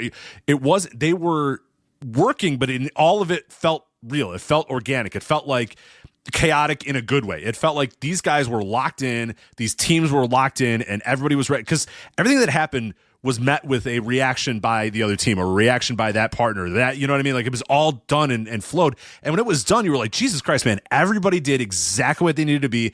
Everybody was in exactly the right spot. And that thing still felt like a genuine fight. It felt like a junior fight where these guys, the way that they fight, the weapons that they use is their speed and their drop kicks and these sort of things. And it was just boom, boom, boom, boom, boom, boom, boom for the whole 15 minutes. And none of it felt out of place. None of it felt overdone. None of it felt like, oh God, they're just doing shit to do shit or whatever.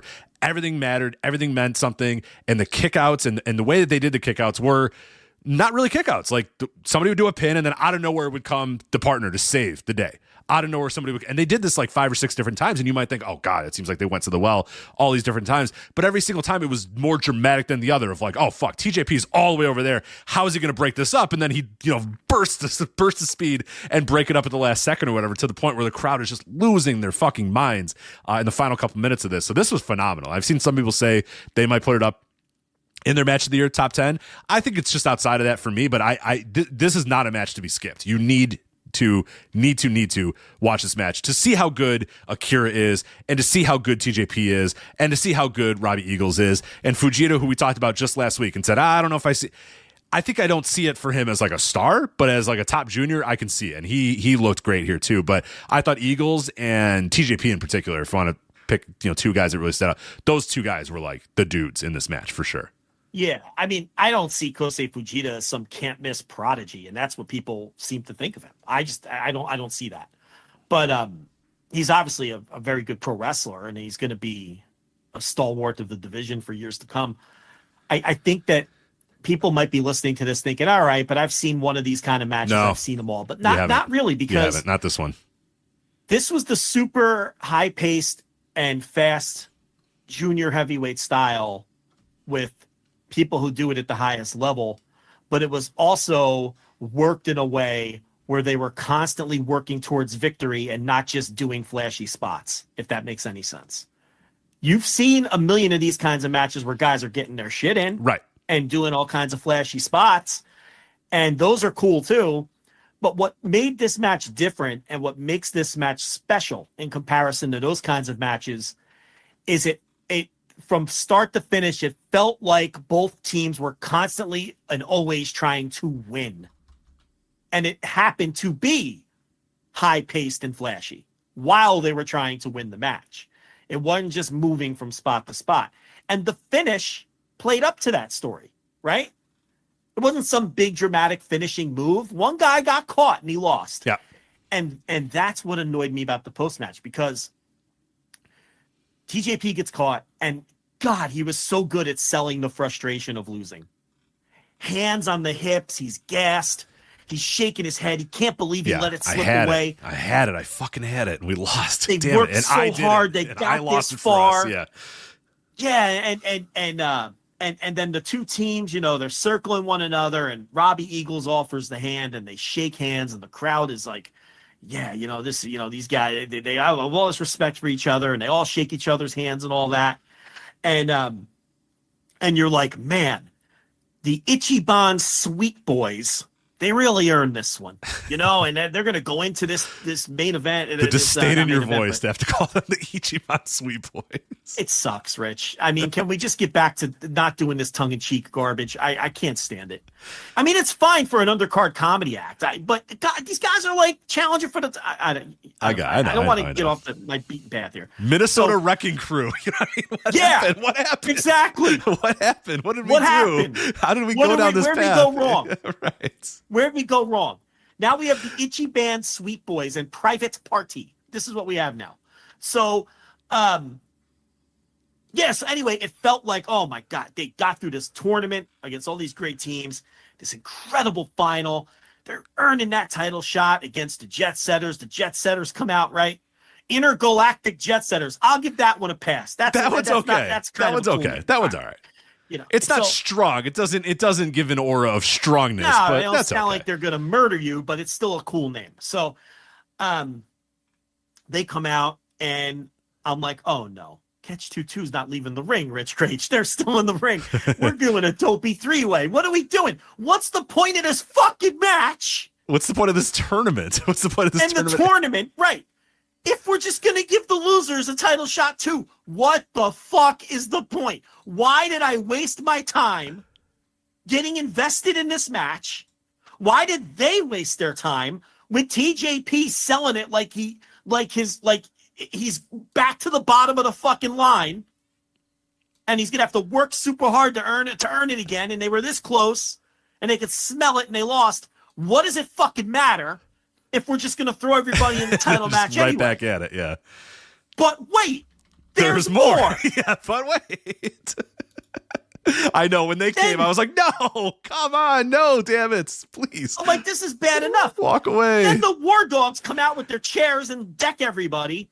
And I'm like, these motherfuckers are doing a 4-way at the fucking Dome. Of course they are. Rendering the entire tournament meaningless, rendering the great match we just saw. Basically, we watched this great match, and it was an exhibition match. It had no stakes. No. They removed all of the stakes from this incredible match that we just saw because we're just going to shoehorn everybody in there and put them in a 4-way. It really makes you sick. It makes you sick. And it's not the first time they've done this with the tap. They used to do this every year. Every year. Remember? And we complain about it every year, too. People are going to say, oh, you didn't say anything then. Oh, we did. Yeah, go read the books. Oh, we did. Go read the books. Name your own price on Amazon. Make it a high price, but go name your own price. Buy the book. Buy the books and go read about it every year if you don't think we complain. Why do they insist on doing this? It's crazy. You know, let it have some weight. Let it have some stakes. Okay? Find another place on the card for the rest of these guys. You can't cram Catch 2-2 and the War Dogs into an 8-man tag in a prelim on the Tokyo Dome instead. That's the spot you get when you don't win the tournament. And that tells the fans there's stakes in these tournaments. And if you win, you get a match fourth from the top. And if you lose, you're jerking the curtain. Right. That's how it should work. All right, if you want to be in the big show and you want to be in the big spot, win the tournament.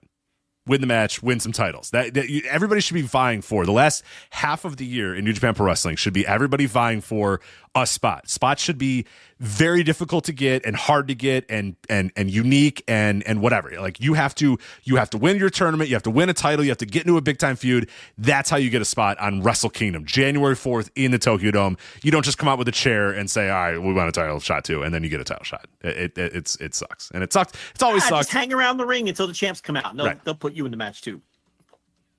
You know, yeah. It just sucks. It'd be like if the G1 loser, you know, the champ comes out and goes, hey, you know what? You could be in the match too. Let's do a 3-way. Like, how preposterous would that be? Right. Why is this any different? No. You know? Like, why is this any different? Why do they constantly do this well, I know what the answer, we know why, because they want to get everybody on the show. But I'm saying there's other ways to get everybody on the show rather than bastardizing an entire tour that you just did and rendering the tournament meaningless. So, I don't know. It fucking sucks. And to me, it did take a little juice out of the match. Man, and the worst part is how well Catch 2-2 sold the loss.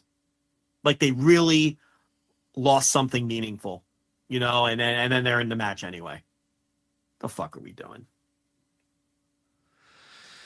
Ah, boy. Well, so before this match, I think this is the spot where it happened. This is the spot where Kenny Omega came out, Kenny right? Omega. Yeah, so Kenny Omega came out, cut a promo in Japanese, and then said, oh, for my English-speaking friends as well. And then put over stuff. So a lot of people have made a lot of this appearance and his promo, because at one point he says, you know, Japan will always be my home, and this is the place of the greatest pro wrestling in the world or whatever. So did stuff like that. Now, did that bother you the same way that it bothered other people that he made this first appearance in New Japan Pro Wrestling and not AEW? And people are acting like the guy's been out for a year. It's been out since May. It's not that big of a deal to come back in New Japan Pro Wrestling, so I don't really care that much. But a lot of people making a big deal about him returning to New Japan Pro Wrestling, not AEW, and putting over New Japan Pro Wrestling and not AEW.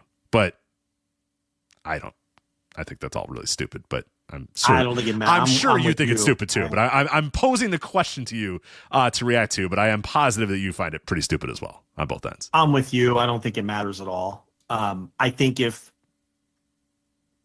AEW should absolutely hype and promote his return to AEW, either as something to pop a rating or something to pop a pay-per-view. I that doesn't matter, but they should absolutely hype his return to AEW and make it a big deal and try to do business off of that. Sell some tickets, sell some pay-per-views, pop a quarter hour, whatever the case may be. And I think the reason why I'm not bothered by this is I don't think Kenny Omega coming back and cutting this promo in New Japan will make any sort of difference in what his return will do for AEW. In other words, if AEW were to announce Kenny Omega is returning on next week's Dynamite, let's say, right? I think that show is going to do whatever rating it was going to do, whether he showed up in New Japan a week before or not. I do not think it matters. I don't think it makes any difference whatsoever. I don't think there's any AEW television watcher that's going to say, you know what? I would have been really excited for that Kenny Omega return to Dynamite. Now I'm out. But I'm out. Now I'm out. I'm out. He did a promo on a New Japan show. I'm not interested anymore. I don't think that's the case. And the other thing is, from what I understand, aren't they setting him up to wrestle on the Wrestle Dream show on the 5th? show that they're co-promoting with that company?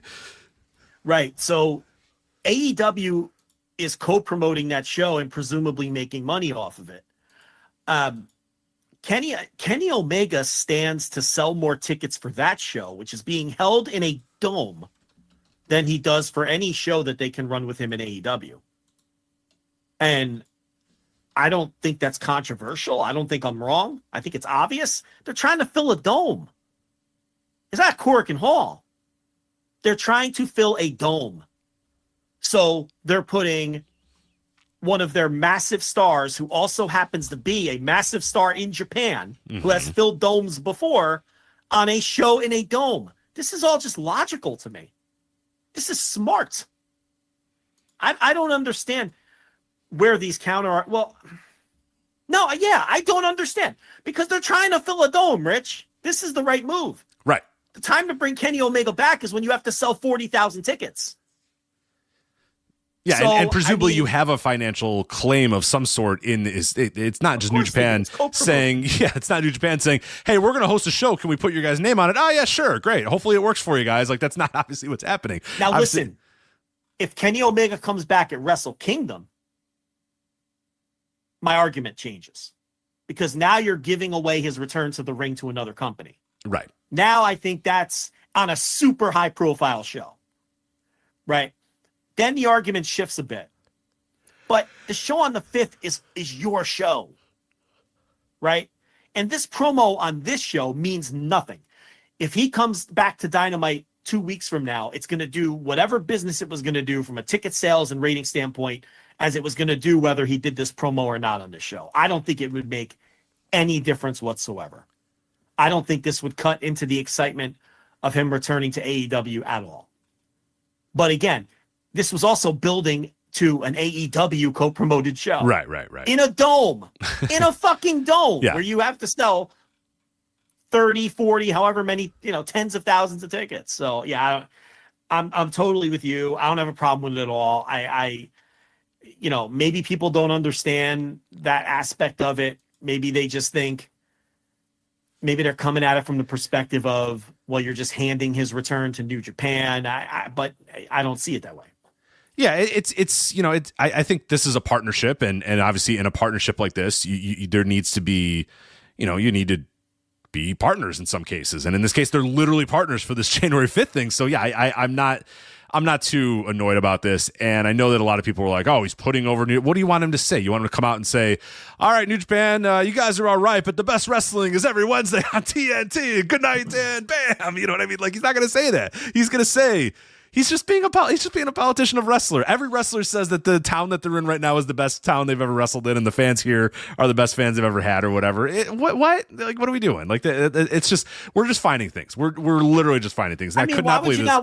What's the big deal that he puts over in New Japan? You're promoting a show with them. You want American people to watch this show too. You want AEW fans to watch this show, and you want New Japan fans to watch and buy tickets to the show, right? That's what's happening. Of course. I look. And Forbidden Door is one of AEW's most successful shows every year. Yes. Why? So why would you not want to put over New Japan? This is how healthy promotional partnerships I think people work. just aren't used to that. I think people aren't used to a healthy promotional partnership, and we're seeing it. Yeah, I mean, I just think that's how it works when it's healthy. I don't know. I I can't find an angle of where this takes away from AEW at all. I don't know. I think his AEW return is gonna be massive either way. And just as big as it would have been if he didn't come back for this. All right. In fact, it might even help a little. People might be like, "Oh, he's coming back soon." Yeah, I think it piques the interest in him, and it makes it feel like, okay, and he's imminent, or imminently. Right. Kenny Omega's probably coming back at some point. So that probably, I see it as more of a positive to have him out there, and I don't buy that. I don't buy that, like you said, the theory that, okay, say in 2 weeks now they tell you Kenny Omega is coming back to Dynamite, that you, a viewer that likes Kenny Omega, is going to say, I'm not watching that show. I already saw him. Yeah, come or out. if I'm a Kenny Omega fan, I'm not going to buy a ticket now because he did a promo on Power Struggle. Yeah. I mean, of course, it I'd like to meet that person. For me, that doesn't add up. No, that doesn't add I'm up with you too. But we'll see. I saw that take come from a lot of people. But as far as this promo, he didn't really. He just said, if I think he said if I get cleared to return. It's classic like Kenny Omega stuff. You know what I mean? Right. It's like, Of course. Yeah. if I re-sign with New Japan Pro Wrestling, I don't know. I'm thinking of going to WWE, but my plans this year are to face, Tetsuya Naito, Kazuchika Okada, and Tomohiro Ishii. But if I go to WWE, then we'll see. Or, earlier, I think he did that promo with Hiroshi Tanahashi and was like, I don't know if, I don't know if I'm going to be cleared anytime soon, but if I'm cleared, I'd like to face. And then he's like 5 names or whatever that he wants to face. And here he goes, if I get cleared, I will be back soon at some point. And then the angle that they told off camera and then they eventually did it on social media was Gabe Kidd beat up Kenny Omega backstage. They had a fight or an altercation backstage. Right. So obviously building up to a Kenny Omega Gabe Kidd match. So again, if that's on the 5th, this is just standard pro wrestling procedure, right? If it's on the 4th, now I think there's more a valid argument of sure. Yeah. That's where so we'll have to see which show it lands on. But the Bucks are working the 5th, right? So yes, presumably. That's not booked yet, but presumably yes. Yeah, we're presuming all these guys are going to work the 5th because that's the co-promoted show. Does that mean they can't also work the 4th? I mean, of course not. I mean, Zack Sabre Jr. is working both, obviously. You have to have some talent work both, right? At least from the New Japan side. But I would assume that there'll be some AEW wrestlers that work both. They're going to be there anyway. But if you want to make sure, you got to sell tickets to 2 dome shows, you have to keep some stuff special for the second show, right? You don't want to let people pay to see Kenny Omega and some tag on the undercard of the first show, because then they might get, I got my fill of Kenny, right? So you want to keep some of that stuff, some talent exclusive to the second show. And I'm sure that's how Tony Khan's viewing it too. If he's getting a taste of the show on the 5th, he's going to want his guys on the 5th and not, he doesn't want to burn them off on the 4th. So I would assume Kenny Omega, Gabe Kidd is going to be on the 5th, and whatever the Bucks do will be on the 5th. I would assume so too. So quickly, we'll go through the rest of the card here. We had the IWGP Tag Team title match here. United Empire, Great Okada Hinare defeating TMDK to win back the titles. And I am all in on TMDK these days. I'm Mad Mikey Nichols, man. Not Shane Hayes. Mad Mikey Nichols, you've been putting him over for a while, and I've been like, yeah, whatever. Dude, I am all in on Mad Mikey Nichols. You thought it was I thought it was a bit. Yeah, I thought you were doing a bit on Mad Mikey Nichols. Nah, man. Hard. My guy's working hard. He's out in this match saying, you know what? Fuck it. Let's do shoot headbutts and start bleeding and shit. Who cares? This match rocked, man. These guys, the bell rang, and these guys just beat the piss out of each other. Well, 3 men beat the piss out of each other. Shane Hayes was also there. And yeah, it was 11 minutes, man. I am dying to have more matches that are 11 minutes. You know what I mean? Where the bell rings and guys just beat the hell out of each other for a little bit. And hey, maybe you throw a shoot headbutt or two and you start bleeding from the temple and bleeding from the top of your head. I'm cool with that too. Cause that, not my body. If Mad Mikey Nichols wants to bleed hard way from a headbutt, more power to him. Not my problem. But yeah, this is great. I like this. Great O'Connor and Hinare get the win. I like that team. Nice little duo. And yeah, I'm all in on Mad Mikey Nichols these days. But I thought this was I love this match. I thought it was great. It was a fun little match, a fun little 10-minute match. I had never really thought about Hinare and Great O'Khan as a tag team. It works. And being tag team champions before. And I was surprised when they came out and challenged, after the last defense, but it makes sense and it does work. So I think it's a good spot for them, and we're going to go through this World Tag League and they're going to go into the Dome as champions. And I don't know, maybe face 3 other teams for some reason, but they're they're going to be in a title match at the Dome now, so it wouldn't shock anyone if they, Oh God, no. Waste everybody's time with that tournament too and just put 3 teams in the title match. But yeah, I wasn't thinking about them as a tag team, and it works. It does work. There's a grittiness to them. For sure. Yeah, it's a fun one. So real quick, we'll go over the rest of the card here. I'm going to go to the top now, or the bottom, I should say. Kickoff 6-man, Ninja Mac, the DKC, and Yo versus Captain Suicida, Tiger Mask, and Shoma Kato. So I thought Capitan Suicida had a really good tour and worked really hard and acquitted himself well. And Ninja Mac as well, I thought. And DKC looked way better than I thought he would on the tour. And, Ninja Mac was Ninja Mac. He's a psychopath, and we all know the crazy shit that he does.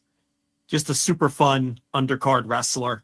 So we'll see what they do with, obviously Capitan Suicida was just a CMLL rep. He's not like he's coming in or anything. But we'll see what the future holds for Ninja Mac. I don't know. And we'll see if the DKC has earned any more shots on actual Japanese tours. Yeah. And I would like to know why our boy can never get on a Japanese tour, but they're bringing the DKC over here.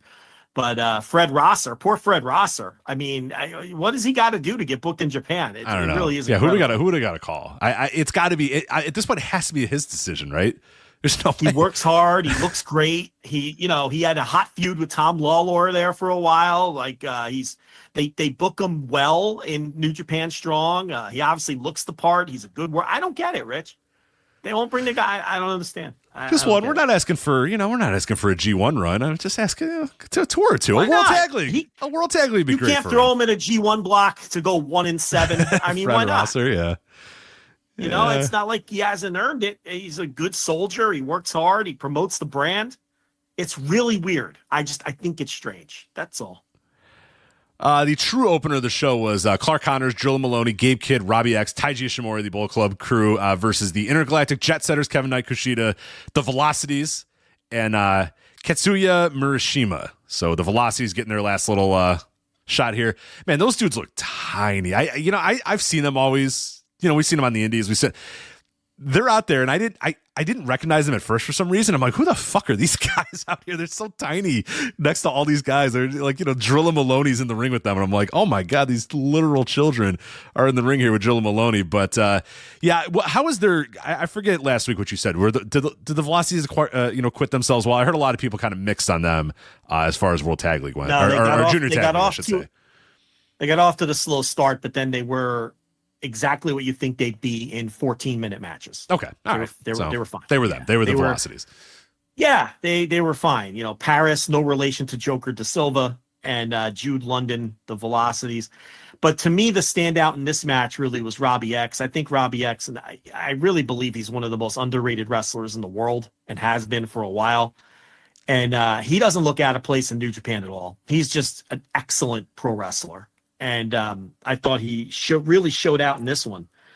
And then the other takeaway for me here was obviously Katsuya Murashima took the fall, being, the young lion on the babyface side. Gabe Kidd killed this fucking guy. He gave him 3 straight pile drivers, just overkill. Yeah, just total war dogs. They took the other 4 guys out, and then he just destroyed this motherfucker with the 3 pile drivers. So they gave it a really nasty and definitive finish, and it fit the gimmick of the War Dogs the way they destroyed this kid to end the match. So from that standpoint, it was a pretty entertaining opener. I'm pretty sure if I remember correctly, didn't they all just do their moves? They all got beat. Yeah, they were all in there. They just beat the fucking living shit out of them. What did Drilla do? Drilla just they did the chop. Oh, they did the chop block thing. Like Connors did his spear thing. Yeah, and Drilla did the chop block, and then I want to say Gabe. Yeah, Robbie X did his little twisty do, and then Gabe Kidd did the 3 pile drivers. He's like, he's dead. Leave the kid alone. He's dead. But that rocked. That was the coolest the Bullet Club has been in a very long time. Them just taking turns beating the fuck out of this young lion for 3 minutes, even though they don't have to. One move could have pinned him, but they all got in there and said, let me do my thing. Well, let me do my thing. Hold on, I got another move. What else do you want to do this kid? Wait, hold on, give me. And they didn't wait just a second either. He'd go down, and the next guy would be like, hold on, I got something to give to him. And, I got a power power bomber. Hey, I got this twisty dude to do to him. Yeah, that's great. While the other guys just leave him, the other dudes are trying to get in the ring and they're holding them off or whatever. That was great. Man, that fucking rocked. With the benefit of hindsight, they should have done a ref stoppage instead of a pin. Right, just keep pile driving until the referee's like, please stop. And then please the referee stop. says, all right, that's it. We're done. Enough. So then LIJ beats Hanma, Yano, Dragon Daya, and Rusuke Taguchi, the Skateboard Bros. Another dumb name. The Skateboard Bros. How long did they stay up for that one? How long was the brain trust of New Japan Pro Wrestling staying up to figure out the Crush Gals? We used to have the Crush Gals. You know what I'm saying? Like, what? Yeah. So this was just LIJ, a neat and tidy win over 4 guys who don't get pushed. There's nothing else to add. Evil and Ren Narita over Tanahashi and Oleg Boltin. This was just to get heat on Evil ahead of the match at Wrestle Kingdom. So that's really all this was. It wasn't really meant for any other purpose other than Evil really putting a beating on Tanahashi and adding heat to their match that they're going to have. And then Shota Umino over Sonata, which obviously with the events of the rest of the show, Umino obviously had to win that because he's getting the match at Wrestle Kingdom, and Sonata was going to turn later anyway. Mm-hmm. So it was just a singles match. A lot of Z's. Yeah, a lot of Z's in that one. I was not not very excited about it. A gentleman's 3, if I've ever seen one. Yeah. Gentleman's 3. Yeah, that's probably fair. See, people overuse that now too. This was a gentleman's 3. This was just, Yeah, it was good work, but pretty boring, not that exciting, but like well worked. Yeah. Two guys that they know what they're doing out there, but it's like they're not really doing much that really matters. Or that's moving the needle. No, not moving the needle whatsoever. So okay, that gets us to Wrestle Kingdom and Wrestle Dynasty. So we'll jump ahead to that. So here's what we have locked in right now for Wrestle Kingdom and Wrestle Dynasty. So January 4th, Wrestle Kingdom, Hiroshi Tanahashi versus Evil, locked in. We do know that, so that's going to happen. IWGP Junior Heavyweight title, as you said, 4-way, Intergalactic Jet Setters, Catch 2-2, Ichiban Sweet Boys, Bullet Club War Dogs, all those teams in there. We also have, Joe, locked in a 3-way for the New Japan World Television title, Ren Narita, Jeff Cobb, and Rohei Oiwa. Yeah, I hate it. You're getting a 3 or 4. You're getting a 3 or 4-way in that tag title match. You know that, right? So probably, yeah. So the TV title used to be a fun little title because with the 15-minute time limit and those really cool Zack Sabre Jr. matches and all that. And now this is the second or third time in a row we're getting a stupid 3-way match, which is like goes against the whole spirit of what the title is and what it has been.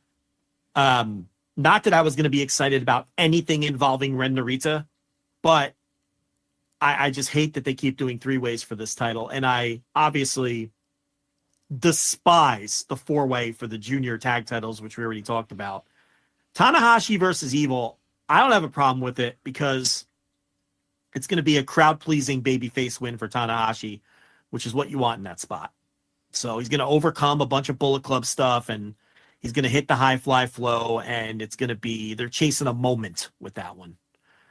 And I guess you didn't mention the other matches yet. All right. Yeah, and then the business end of the card, junior heavyweight title, Dookie versus El Desperado. Like we said, that's probably the end of the road for Dookie.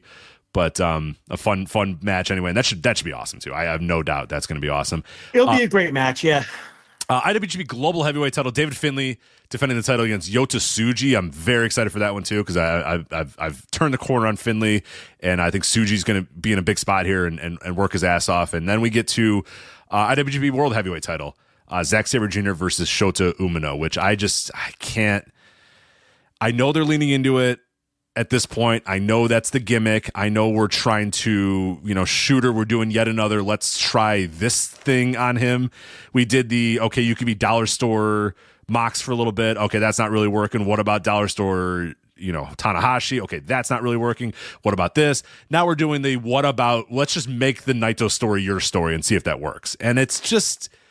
He's just not fucking Tetsuya Naito, and he's not Hiroshi Tanahashi, and he's not John Moxley, and he's none of those guys. He's just Shota Umino. I just don't see it in this guy. The eyes. I always talk about the eyes. We're gonna talk about a guy later in this show where the eyes just don't. He's just a guy that he comes across like a guy who's doing professional wrestling because that's what he does. He's doing this because this is what he's supposed to do. He's doing it because his dad did it. It's a family business. I got to do wrestling. Okay, I'm a wrestler. He doesn't feel it. He doesn't believe it. He doesn't care. And that's why they keep trying to assign different things to him, and none of it ever seems to land because he's just a guy that doesn't seem to really care. He's the prototypical example of a guy that's playing pro wrestler. This is not his life and it's not his death. He wasn't put on this earth to be a professional wrestler. He doesn't care enough to be that high level of professional wrestler. He's not Zack Sabre Jr. What else could Zack Sabre Jr. do than be a pro wrestler? What else can David Finlay do but be a pro wrestler? Dookie, El Desperado, those kind of guys. Like, what else can they do but be pro wrestlers? This guy, it's just, I'm playing pro wrestler. This is it. This is my family business. I'll do it. And I just don't buy it. I don't buy that we're gonna do the fans are rejecting him and he's gonna, maybe there's a rebrand in him. Maybe. I don't know. But the guy's never shown any amount of real personality or any amount of real, juice to him. So I don't know why, like, we're trying to compare him to Tetsuya Naito. I mean, Tetsuya Naito had like a phenomenal career until that point. You know what I mean? Like, he had a great run as a tag champion, as we knew he had great matches in him. It was just, can this guy deliver in the main event spot? And the crowd just wasn't ready for him at the time that he did it. And then he had to go back and reinvent himself a little bit, but we all knew he was a good worker. It's not like Naito came out of nowhere and surprised us all by being a main event level worker. We all knew he was a good worker. It's just, okay, can he connect with the crowd on a main event level? Do we believe that with Shota Umino right now? I don't know if you do. He had a good match with Will Ospreay. Oh, okay, cool, great. Join the club, but it's like I'm very dubious on this working, and I very much feel like this is just like a placeholder title defense, and Sabre just beats him, moves on to the next night. Hiromu and Naito's your main event. I don't know.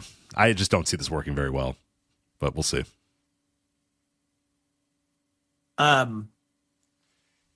I am not moved by this card so far at all. I think it's extremely.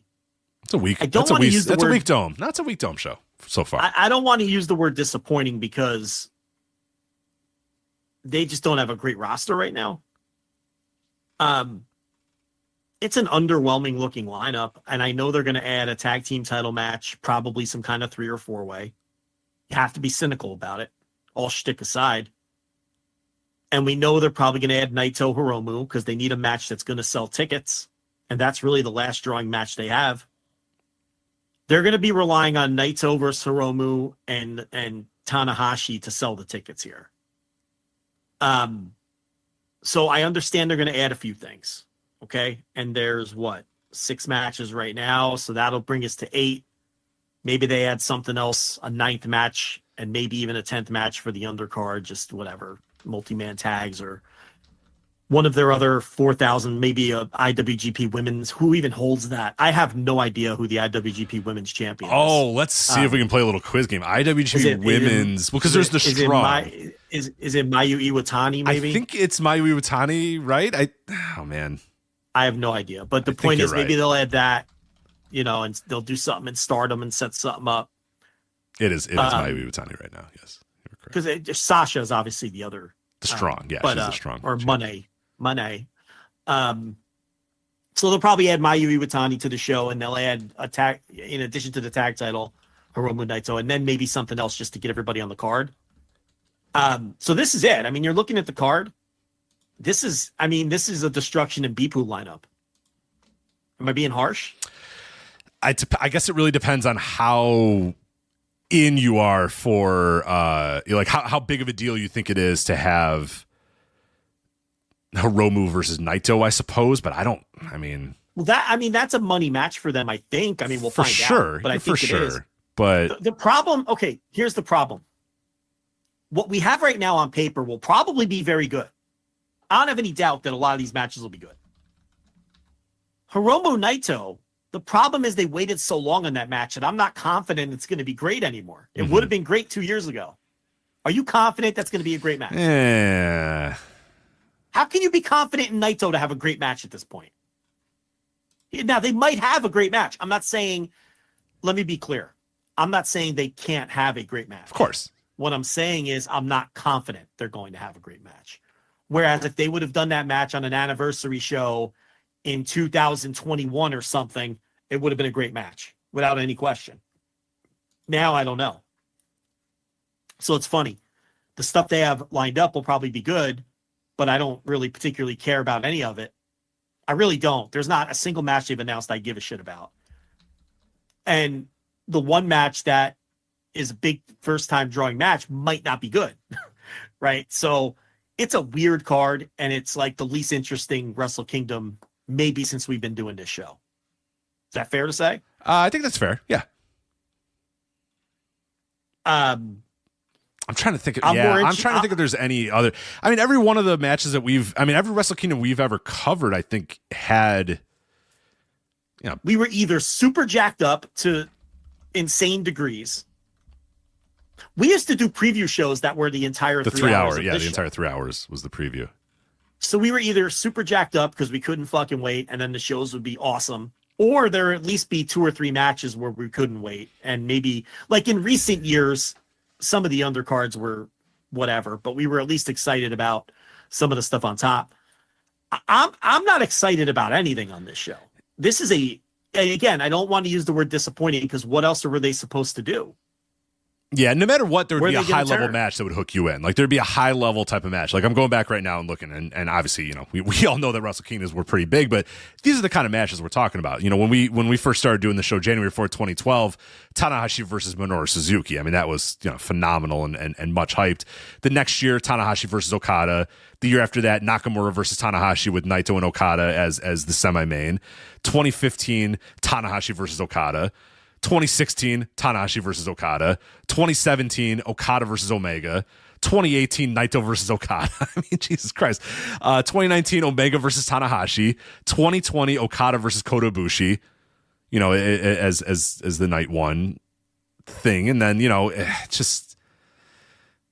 Well, Shingo will have a match for the never. Yeah. 2021, Naito versus Ibushi. 2022, Shingo versus Okada. I'd say 2023 and 2024 are probably the closest because 2023 had, Jay White and Okada was your main, but that was also a 2-night deal. But you also had the Noah versus, night 2 was like the Noah versus New Japan thing, which we were way into. And also you had Kenny Omega versus Will Ospreay. What I mean? Yeah. So it's like, oh, okay. That that changes the calculus a little bit. This is what I'm saying. There's nothing on this one. And then last year, right. Last year you had Okada versus Danielson. Yeah. There's nothing on this one. Because our talking points last year were we're getting Okada Danielson and we couldn't wait. Shingo and Ishii always get fucked with Wrestle Kingdom. Like Shingo, I know he had the 1 year where he was in like the little title thing. But those two guys, for whatever reason, seem to get fucked a lot when it comes to Wrestle Kingdom time. Shingo is going to be in World Tag League, I'm presuming, which is why they haven't given a never match yet. Because, they can't put anybody on the card that's in Tag League because they have to sell the idea that you could win Tag League and be in the tag title match. So that's probably why we don't have a Shingo match yet. With that said, I wouldn't be shocked if there is no Shingo match. They've left him out before. And we know they don't really give a shit about Ishii. So those are 2 guys. Those are like 2 of the last guys left that you have a super interest in watching. And they might not even have prominent spots or spots at all on this card. But I have to sit through a Shota Umino title match. Yeah. But at the same time, again, they have to push these guys, right? At some point. They do. So it's like, we can't scream and yell, push these guys, and then when they push them, say, oh, well, what are you doing? But again, I agree with you. He's like, other than Ren Narita, the one I don't want to see pushed. I'd much rather see Yota Tsuji in the spot. I think he's going to beat Finley, but still. I'd much rather see Oiwa in the spot, but I guess they feel like it's too soon for him. So, and and they really took... Not that anyone thought Amino was going to win anyway, but it really takes a lot of juice out when Saber's facing Ricochet the next night. Yeah, well, the next night it's a special singles match. Oh, whatever. We all know that. Right. So all we have confirmed right now for Wrestle Dynasty is Ricochet versus Zack Sabre Jr. So right, but we know we're getting Kenny Omega and the Bucks and probably a bunch of other people from this card. And I gotta say, I mean, we only have one match for that show, but knowing who else is going to be on it, I'm more excited for the 5th than the 4th. I mean, because when you add in the AEW roster, you just have a possibility for a better card. Well, that's just common sense. I will say one thing: the one match that's been announced for the 5th, I think I'm looking forward to more than anything. And just that's about announced anything. For the 4th. Dookie and Desperado is probably the lone exception there because I am looking forward to that match. But yeah, the rest of those, I mean, like I'm not looking forward to Finlay versus Yota Tsuji. I mean, obviously, I just said I was into that, but I think Ricochet and Sabre sounds way cooler than Sabre versus Umino or Ren Narita in a 3-way for the world television title. Who I mean, could come possibly on. Yeah. care? Who could possibly care about that match? Yeah, no, there's no doubt that's the And then whatever they do with Omega, if it's Gabe Kidd, I mean that'd be my number 2 between the two shows. So, yeah, I don't know. It'll probably be good, but I find, at least as of right now, it's very hard to get excited about this lineup, and I don't see that changing. There's nothing they could do to make me more excited about this, about what they're offering up here. But that's the state of the roster right now. They're not in a great place until they get these guys elevated. Now, when you get these guys elevated, and all of these guys will have a match next year, hopefully that has more juice. That's the idea. That's right the goal. Now, their matches don't have much juice. Yeah, that's certainly the goal. But yeah, it's an important Wrestle Kingdom to hopefully move forward with the company and start really building these guys. Something I've been bitching about for 3 years. I would have done it 3 years ago, 2 years ago, but everybody told me no. 3 years ago. No. You guys had shaved heads 3 years ago. You had to get on this. They needed to get ready for this. This was coming. This was fucking coming, and they were not ready for it. And then they got caught with their pants down once Will and Okada left. And I was like, okay, what's next? What do you guys got? And it's like, we got Naito. Yeah, okay. they were much better positioned when Nakamura and AJ. Right, they said, all right, take them. Yeah, have all those guys. We're ready. Omega, boom. This guy, boom. They were ready to go when all those Styles and Nakamura and the Good Brothers and all those guys left. They went, cool, great. Styles, you're out. Omega, you're in. Nakamura, you're out. That's fine. We don't need you. We got a bunch of other guys, and they've been able to do that a couple times. And this time they were just left with, all right, well, we'll see. We got a bunch of guys. Finley? Yeah, David Finlay and kind of Yota Tsuji, and now those guys are facing each other. Those guys, and they've been elevated to a point, but I don't know. And to make up a fake weird title for them to get there. Finley has good matches, but there's just no juice. There's just nothing there. It's just you can't get. You're not like super. No one's super hyped about David Finlay matches. It's especially from like a ticket buying business perspective. Especially, you could all have your opinions, whatever, on the work. Maybe there's some David Finlay super fans out there. I don't know. Find it hard to believe, but he's a functional worker who probably. In an ideal world, if you gave truth serum to the people running this company, David Finlay wouldn't be this high on the card. Let's be honest. This is because this is what they're left with. He's one of the best that they have left, but he's certainly not someone that. Yeah, that's what I mean. Like, I'm not saying he shouldn't be in the spot he's in. What I'm saying is, ideally, he wouldn't be in that spot if in a perfect world. They don't want him. They don't want to push him this hard. They don't have a lot of other options. Yeah. So, anyway, I'm not excited at all for that lineup.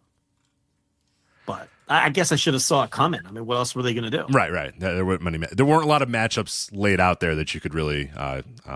Well, honestly, unless Aminu's winning, they should have done Aminu at Power Struggle and Shingo at the Dome. Yeah. I should have reversed it. Yeah, for sure. They're never pushing Shingo like we're pushing Shingo, though. So I get it. No, they never have. And I think the idea is, well, you want Umino in the Wrestle Kingdom match if the idea is to catapult him. Also, what you could do is have Umino actually earn this title shot and not just kind of, work. He just kind of got it. If you book people strong for 2 years straight, then they do have juice coming into shows like this. Right. He could, win a tournament or something, climax of some sort, and then he could get this shot. But no, it's all right, whatever. How about Cobb doesn't lose the TV title, and then you have Ryohei Oiwa beat Jeff Cobb in the Tokyo Dome 1-on-1 to win a title? Sounds good. But then how do you get House of Torture? But middle. what about the pipe, though? How do you get the pipe involved? Right. How do you get Dick Togo and the garrote wire involved? You got to think about that. Right. Got to think about that. Yeah. Right. You're not thinking about the garrote wire. You got to think about the garrote wire. So Renderita, who is going nowhere as a star. We got to get him on the show. It's That guy is just. Yeah, we're done there. Right? We're done there. That's not happening anymore. All right. Coming up this weekend, Fighting Spirit Unleashed from Lowell, Mass.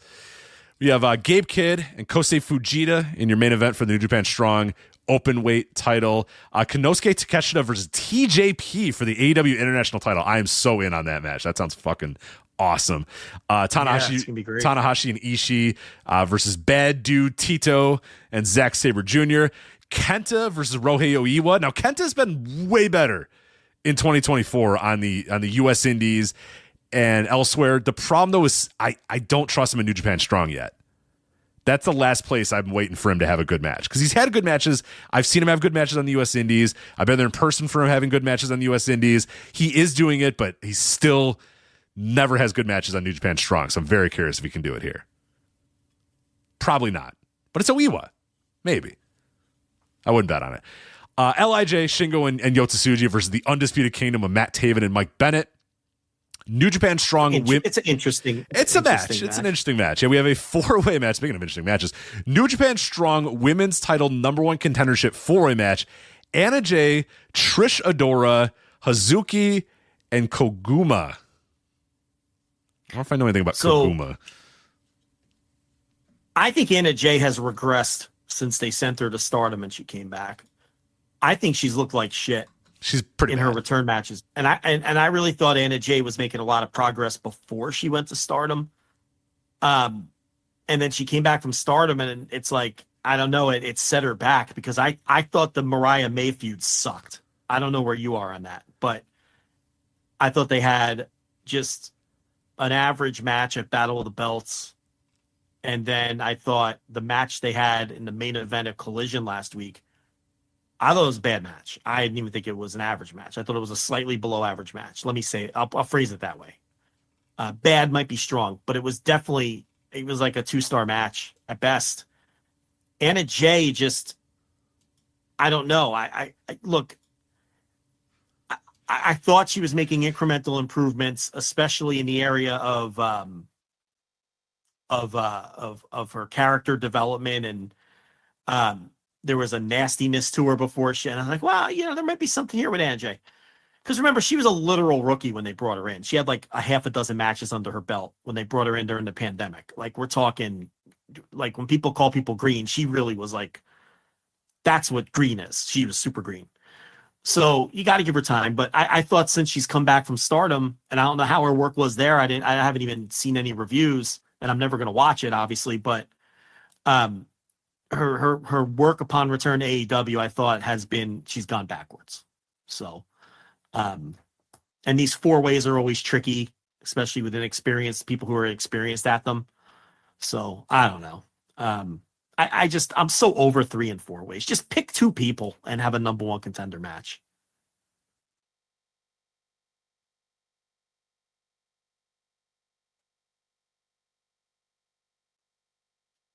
Did Rich Craich fall asleep?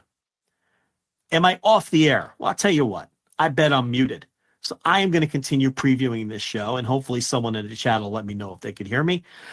We have 2 out of 3 falls. Of course, it's a New Japan Strong show, so it's the West Coast Wrecking Crew versus Dirty Work. That is Fred Rosser and Tom Lawlor, who are now teammates after their long feud, which came to a conclusion, I believe, last year. And, of course, it can't be New Japan Strong without the West Coast Wrecking Crew. So got to get him in there.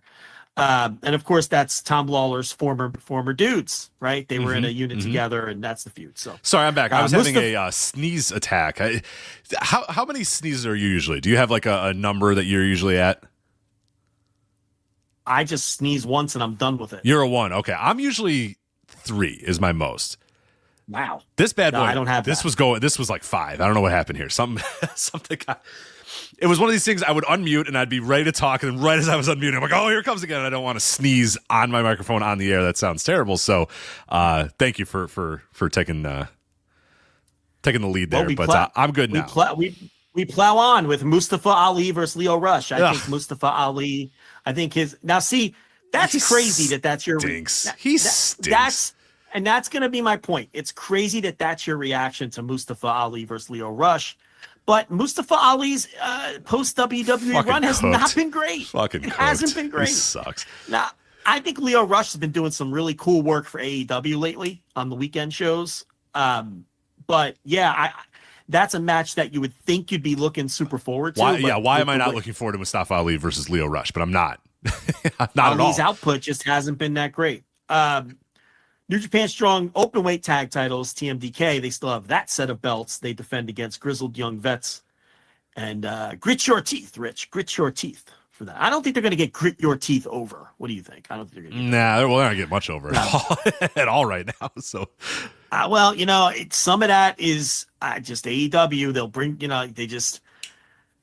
When's the last time they fucking wrestled? I mean, you bring people in and you just, it's like they may have had some momentum, but then they just... I don't know. You never see him. David Finlay versus Kevin Knight. And then Matt Vandegrift versus Seabass Finn. Seabass Finn. What can you tell me about Seabass Finn? I don't know. It sounds like someone who would be an undercard worker in the Maritimes in the early 80s or something. I don't know. Seabass Finn. Let me see what I can find out about now I got the hiccups. What is going on here? To bring it full circle with the with this show we're doing today, he would team with No Class Bobby Bass in a King of Trios, I think. Seabass Finn, right? It would be Seabass. Yeah, listen, Shark Boy. Yeah. It'd be Seabass Finn, No Class Bobby Bass, and Outlaw Ron Bass, the Big Mouth Bass is what it would be. Oh, yeah. What are they? Yeah, because one of the nostalgic guys. Yeah. That a largemouth bass, whatever that fish is called. I'm not a fisherman. That's what that would be, the King of Trios team. Or you can get Ron Bass's son, who's on the indie scene, right? I was gonna say I have a little dubious on what Outlaw Ron Bass would say if he walked into the Chikara locker room. You know what I'm saying? I don't think that would that Here's go what well? He would say, Rich. Here's what he would say. He'd say, "Is that envelope full? Tell me what I need to do." Yeah. That's all. He's okay. He's a worker. I guess he's Rich. a worker. He's just a worker. Yeah. He just that's all. That's all that would matter. So anyway, that's the Fighting Spirit Unleashed in Lowell, Mass. I'm sure Joe Gagney will be there. So that'll be on this weekend, November 8th. All right, let's see if I can get Where'd you get these World Tag League participants? I didn't even see this. Oh, it's been, trickling. Oh, God, I got the hiccups, man. Trickling out on social media, a couple different places. Yeah, you got Naito and Hiromu. We knew about that. That was kind of confirmed during the Power Struggle show. Tanahashi and Jado, I think at some point Jado or Tanahashi did this on, I forget what he did. Maybe post-show press conference or some shit like that. And then, then it was announced that TMDK and Great O'Connor and Hanare would also be jumping in. You're really struggling over there. I'm dying, man. I'm dying. I might have to go on mute for another second here as you can go react to the World Tag League participants, and I'll try to get rid of these damn hiccups. Oh, God. That is that's some pretty brutal hiccups. What an awful setup. I'm supposed to talk about these 4 World Tag League teams. Hiroshi Tanahashi and Jado. I mean, if you're going to be locked into this tour on your little New Japan world, I can't imagine in being locked into some single cam show in Yamamatsu to watch Hiroshi Tanahashi and Jado take on Makabe and Hanma. You got to be an absolute fucking sicko to lock in and watch something like that. No commentary, single cam. Do they still even do those? That's how it was in the old days. But to watch some shit like that. But yeah, so Naito and Hiromu. What if there's a curveball and they end up winning the thing and they put them in the tag team title match instead of a singles match? That's true. I can't imagine. Yeah, that'd be a weird It's a weird sell. booking. Yeah, it's a tough sell. But anyway, so hopefully Hanare and Okan get a quality opponent out of this, and it's one opponent and not 3. But they're either going to do some kind of wacky 4-way or it's going to be like a rematch against TMDK. Let's be honest. It's not going to be very creative. And And away we go. So you wonder who Shingo will team with. I guess he'll team with who's left in LIJ that isn't already booked or booked for Wrestle Kingdom. Suji's already in it. Shingo, he didn't even have anyone to team with. Nah.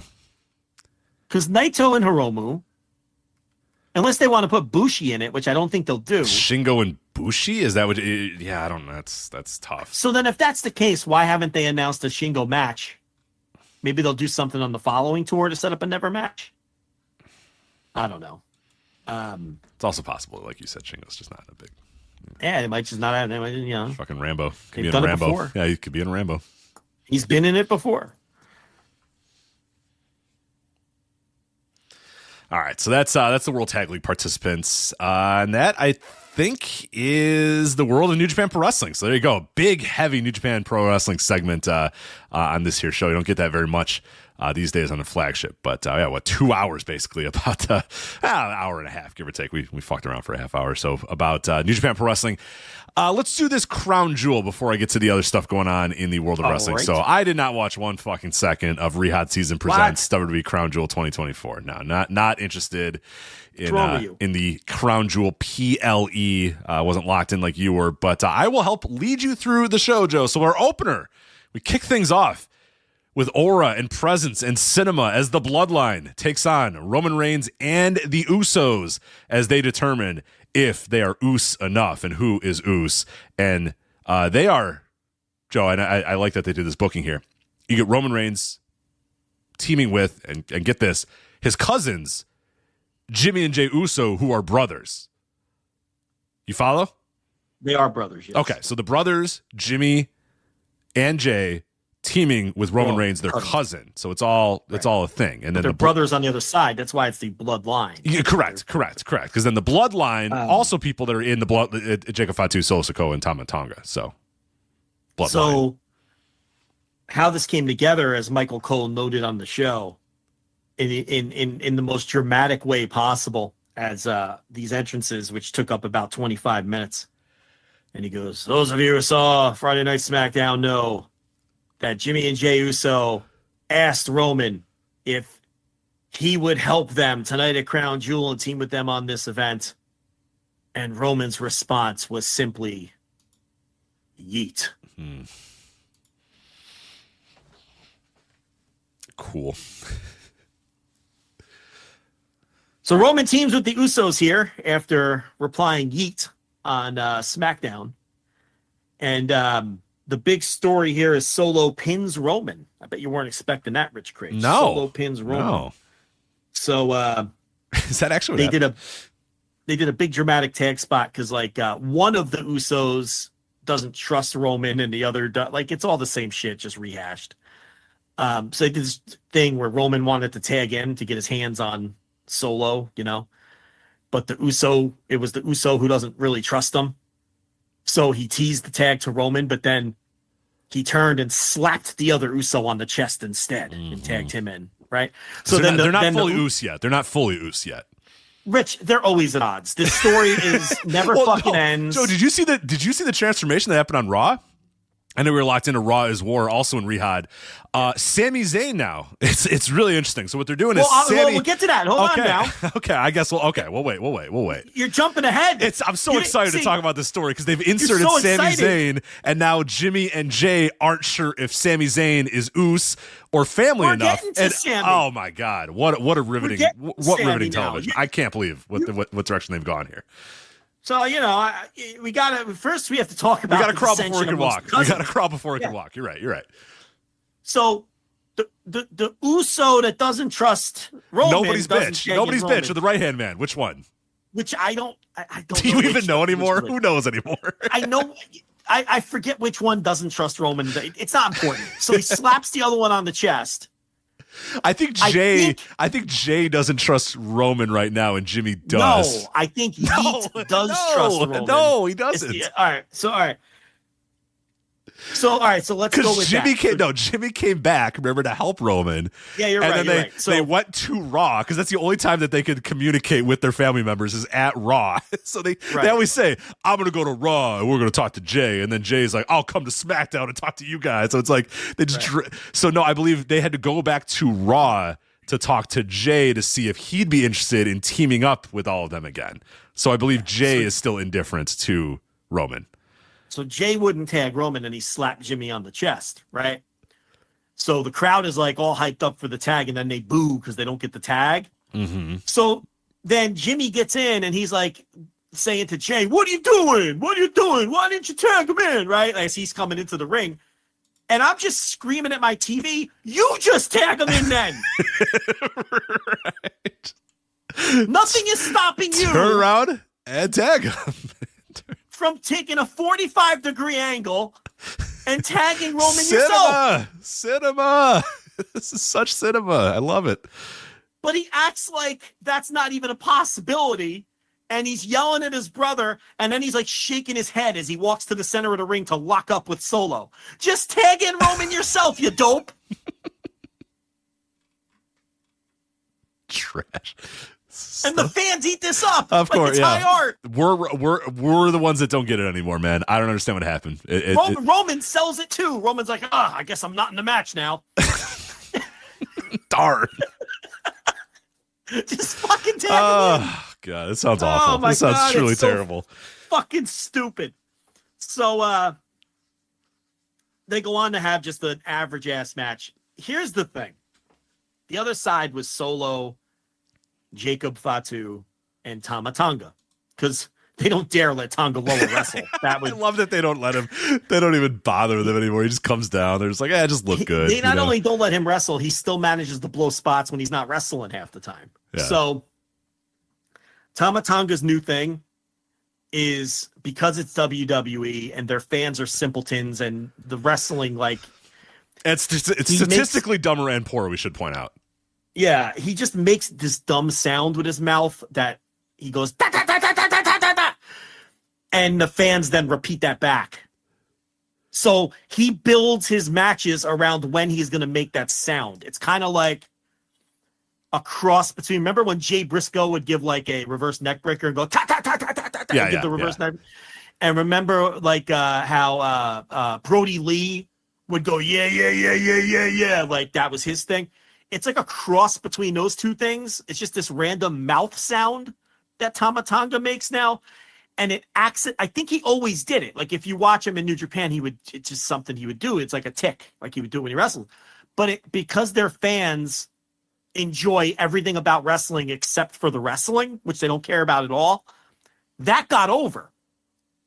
So now when he's in a match, they all wait for him to do that sound. And then the whole arena goes, da, da, da, da, da, da, and they like say it back. So if you think this company couldn't have gotten more annoying, you were wrong. You're wrong. We have another guy who has a crowd participation gimmick on the roster. And it's Tama fucking Tonga. It's Tama Tonga, who, by the way, is a heel. Which, again, why do you have a crowd like, forget it. I don't even know why I'm doing this. But, so he does his ta-ta-ta-ta-ta-ta, and then he tags out. We never see him again. And then it's just, this match is just 15 minutes of side headlocks and reverse chin locks and the crowd chanting and singing along. And it's just, that's what this company is, man. It's the thing about these bloodline matches is even if you don't like the soap opera stuff, and we obviously think it fucking sucks. And we've been saying that for 3 years now. If they wanted to, they could have kick-ass matches with the people that are involved. Like, we've seen Roman Reigns in trios matches that were among some of the best trios matches the company has ever had, right? Jacob Fatu is in the mix. Tama Tonga can work, right? The Usos in this kind of setting, running around super kicking people. These could really be super hot matches if they wanted them to be. Oh, and classic 6-man type stuff, big hot tags, big time move. I mean, there's so much stuff you could do. There's enough smart people in that building that they can age it and put together a fucking phenomenal 6-man tag. I'm sure of it. But here's the thing. Why? Yeah, why work hard? Why work hard when you can go and you can put a finger in the air and you're good? Yeah, put a finger in the air. You do a tag, that tag spot I talked about, which doesn't make any sense. But the fans respond to it because they're simpletons. You could just make a funny sound with your mouth and the fans will say it back. You could put your finger in the air and they'll put their finger in the air. These people don't care. So why work hard? Why go out there and try to have good matches? And that's why all of these bloodline related matches and all of these Roman Reigns matches are just terrible matches. They're just boring matches. They're not like terrible from the standpoint of it's bad work. They're terrible from the standpoint of they're just boring. And you're just waiting for the match to end to see what the next step in the story is. Every time. And in this case, it was Sami Zayn comes down, and he was invited into the new bloodline, Rich. And he was teasing joining Solo and the new bloodline. But then he declined their invite, and he to a big pop, and because he likes the Usos. And then they were beating everybody up, and they had Solo. Roman was in one corner teasing the fucking spear. Sammy's in the other corner teasing the haluva kick, and Solo's in the middle, right?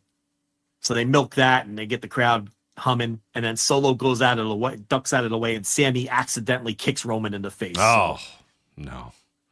So now, the one Uso doesn't trust Roman, the other does. Right. Now Roman's going to be mad at Sammy, and now Sammy... Yeah, and Jay is vouching for Sammy. We're just doing it again. We're just all the same shit. Jay saying, he's shit. Oos. He's Oos enough. And Jimmy going, nah, he ain't Oos enough or whatever. Yeah. Like, fuck off. All the same shit. Fuck you. And all the while, the new bloodline's going to be doing all that too, because there's going to be dissension eventually. Sure, of course. And then they'll bring in fucking Tala Tonga at some point. They're saving that, but he'll come in and it's just all the same shit over and over. But the people eat it up, and you don't have to work hard, and all the matches are dull as dirt. And we just do the same storyline over and over and over and over for the easiest to please audience that's ever existed in pro wrestling. So as this is all happening, you be the judge, Rich Craig. Corey Graves, when Sami Zayn chooses his side, right? He turns down the new bloodline, right? Corey Graves says, and I quote, "Sami Zayn never misses an opportunity to virtue signal," end quote. Oh. What do you make of that? Whoa. Wow. You weren't expecting that, were you? That's whew. Oh, is he working stiff there? What's happening? That's kind of stiff. Yeah. What is he ripping on the square? What's happening here? I don't know. Yeah. I don't know. Me. That's a line. Oof. Is Corey calling out Sammy? What's happening here? Yeah, someone's calling out Sammy, I'd say. Whew. That's a biter. That's a nail. That's a biter there. You know what I mean? Has Sammy said anything about that? Has Sammy done anything about it? I don't believe so. Yeah. Okay. I just let it hang there now. That's what he said. I'm not, exact words. Interesting. Okay. Let me lead you through this fatal 4-way women's tag. Metaphor is no more. Remember how you were asking me about the future of Metaphor? And I said, I don't know what's going on with Metaphor. I don't think they're Metaphor. I think they're Meta 2. They're now the Meta Girls, Jakara Jackson and Lash Legend. They were not successful here. In the WWE Women's Tag Team title Fatal 4-Way, nor were Chelsea Green and Piper Niven, nor were Damage Control, Bianca Belair. Damage Control, baby. They call it. The music makes all the noise, and they do all their fucking dumb shit with the lights. God damn it. Bianca Belair and Jade Cargill win. Hold on. Love it. Yeah. What's worse? Damage Control, baby, or the robot LA Knight. Which one is worse? Damage Control for sure, but LA Knights. Because the problem with the Damage Control now is that Io and Kairi Sane do the thing now because like the fucking lasers go all over the place, and their entrance takes 45 minutes because they like dance around and wiggle around in their fucking feather boas and their dress, and it's like fuck, just get in the fucking ring. Jesus Christ, just get in the goddamn ring. God, there's like 19 other entrance songs now in NXT where they say the wrestler's name first. You notice that? Ego.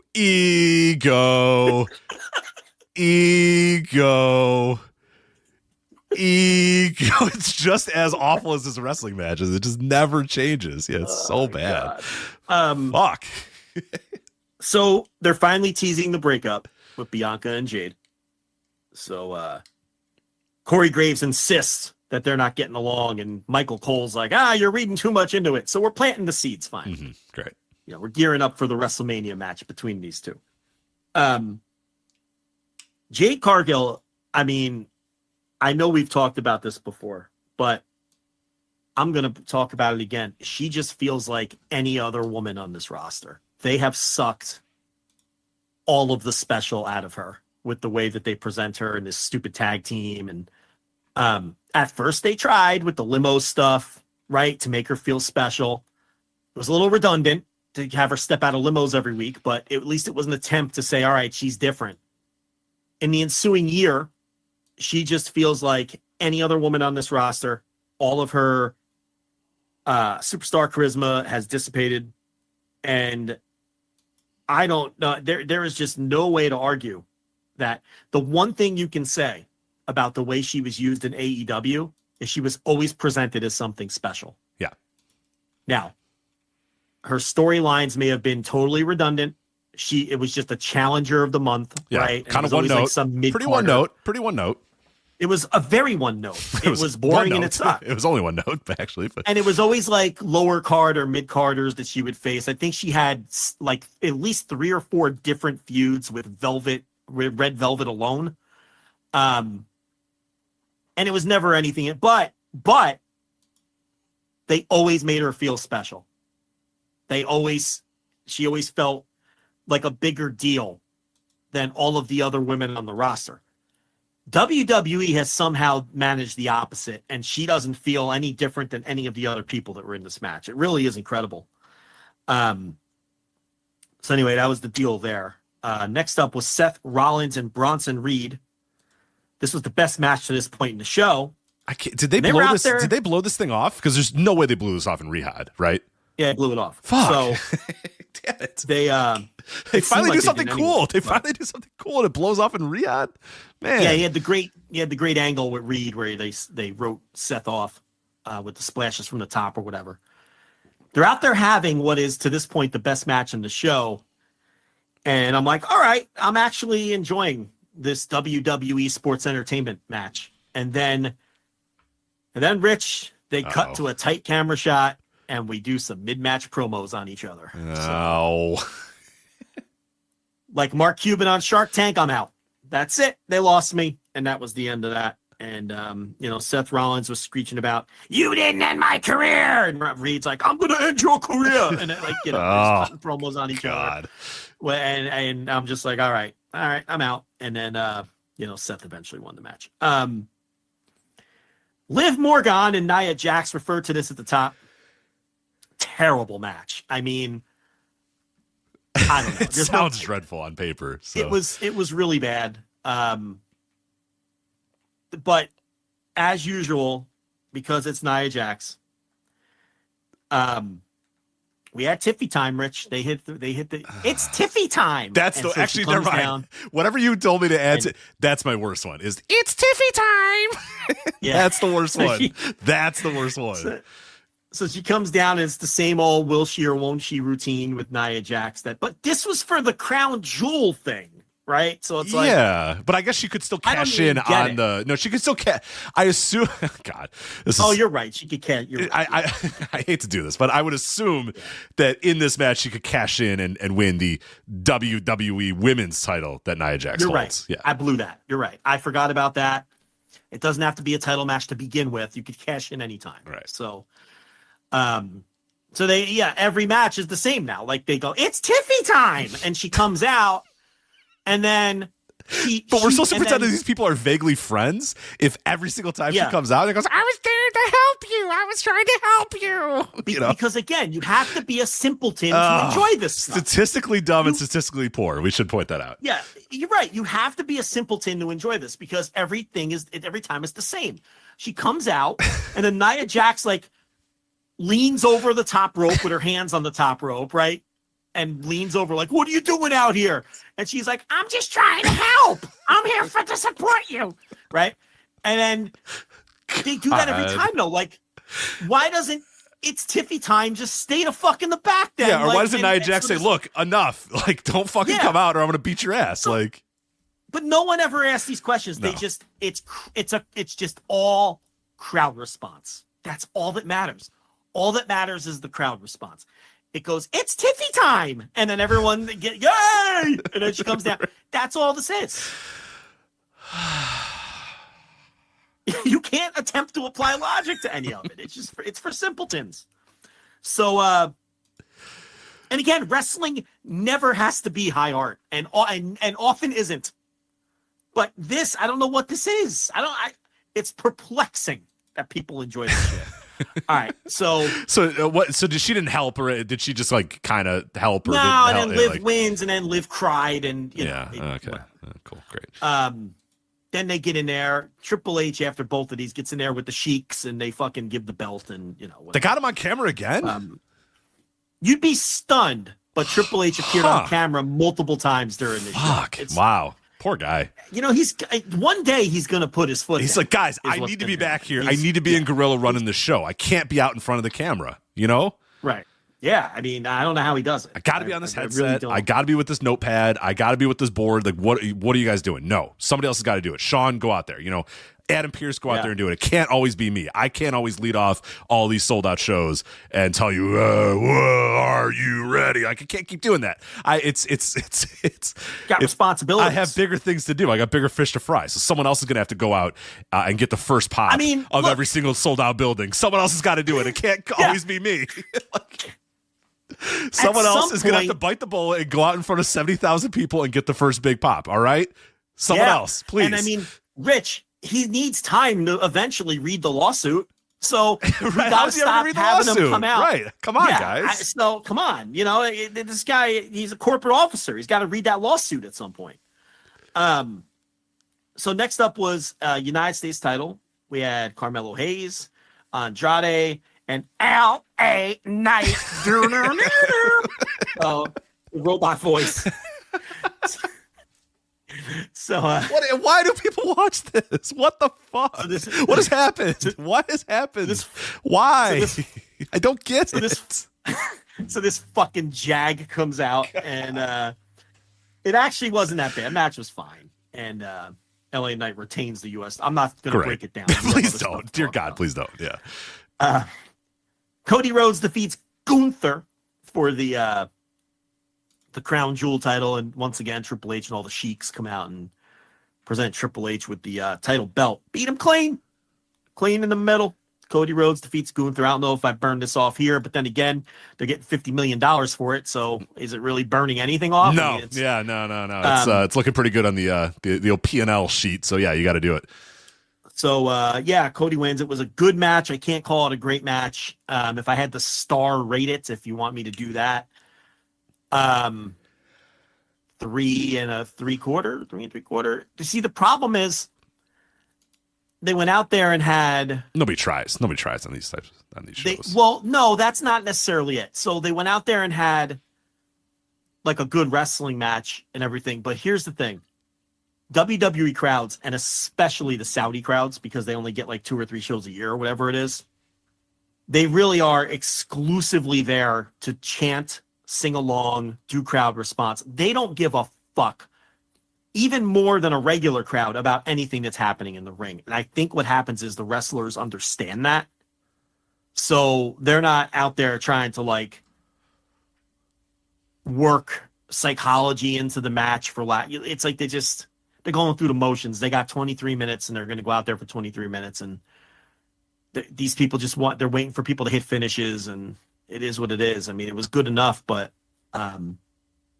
definitely not a match where I would say, because people might be like, oh, Cody versus Gunther, should I go? No, there's no reason to go out of your way to watch this.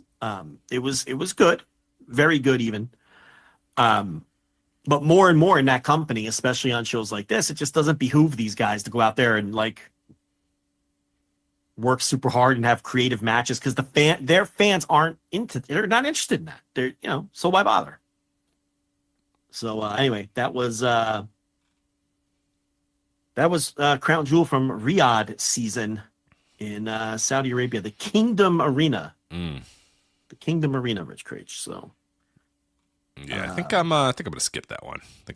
You're not gonna go back? I didn't talk you into I don't think I'm gonna jump in on that one anytime soon. But thank you for your service there. Let's talk about MLW, the world of MLW. I want to conclude with the All Japan Pro Wrestling Triple Crown, big time story there, right, out of All Japan. So MLW, the world never stops. hot and heavy this weekend in Cicero. I will be there live.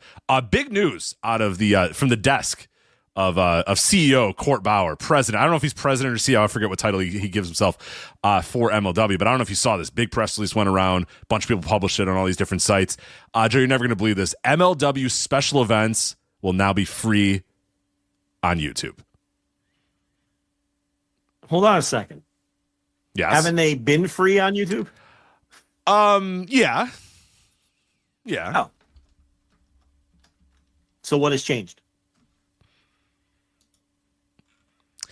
Major League Wrestling is celebrating its most successful year ever, and it's all thanks to the unwavering support of its loyal fan base. In recognition of the MLW Renegades, that's what we are, we're MLW Renegades, I didn't know that, who have helped make every show this year a sellout, MLW is thrilled to announce that now live specials will be available to stream hold on, stop, free. Help make every show a sellout? Every show this year was a sellout. The MLW Renegades made every show this year a sellout. And we are the Renegades. Take a bow. The fans are the Renegades. Take a bow, Okay. fellow MLW Renegades. We've done it. And because of that, MLW is thrilled to announce that now live specials will be available to stream for free on MLW's official YouTube channel. The celebration kicks off this Saturday at 10 p.m. Eastern with Lucha Apocalyptico, a night packed with high-stakes action, unforgettable rivalries, and thrilling super luchas. Fans worldwide can tune in live at no cost to experience the excitement of MLW from wherever they are. Rich, they've been free for months. They have, yes. They haven't been on Fight in ages, right? No. No, they have not. Be part of the action this Saturday by watching Lucha Apocalyptico live on MLW's YouTube channel, and stay tuned for more unforgettable events now available free to all fans everywhere. So big news out of MLW. Big news. Will the young boy K Slow be attending with you? He told me he is passing on this particular show, so it'll be okay. It'll just be me. I have a +1 though, and the nurse is like, "Well, I'll go," and I was like, "You can't go to this." Wait, they're giving you a +1. They give you a +1 +1 with the media pass, yeah. And it doesn't have to be a media member. You just, I think it. I'll put the nurse there on assignment, but we'll see. But no, she could bring her camera. Yeah, exactly. Well, she's trying to go, and I'm trying to tell her, you're not going to want to, because I'm going to want to be there. I'm going to be locked in for, if I was just going to the Lucha show, I would bring her, right? Yeah. Great. Okay. A bunch of noise, some vuvuzelas, Ultimo Guerrero, we can, is Ultimo even out? Yeah, Ultimo Guerrero, we can raise the roof. Or something. Okay, now you raise the roof because Ultimo Guerrero's coming out or whatever, The Caveman, she'd probably love the Caveman or whatever. But the problem is, we have to sit through 2 hours of MLW TV, and now I'm locked in on MLW TV, right? Yeah, of course. I could see that's not going to go well for her at all. Delmy Exo and Gigi Ray not going to move the needle for the nurse. Yeah. Paul London versus Kenta, 2024 not going to 2004. Hell yeah, 2024 maybe not so much. So that's going to be a problem. But we'll see what ends up happening. But I'll be there this weekend, covering it all. I'll be there from the moment the doors open until the moment the doors close. But here's what's on the card right now for the MLW TV taping.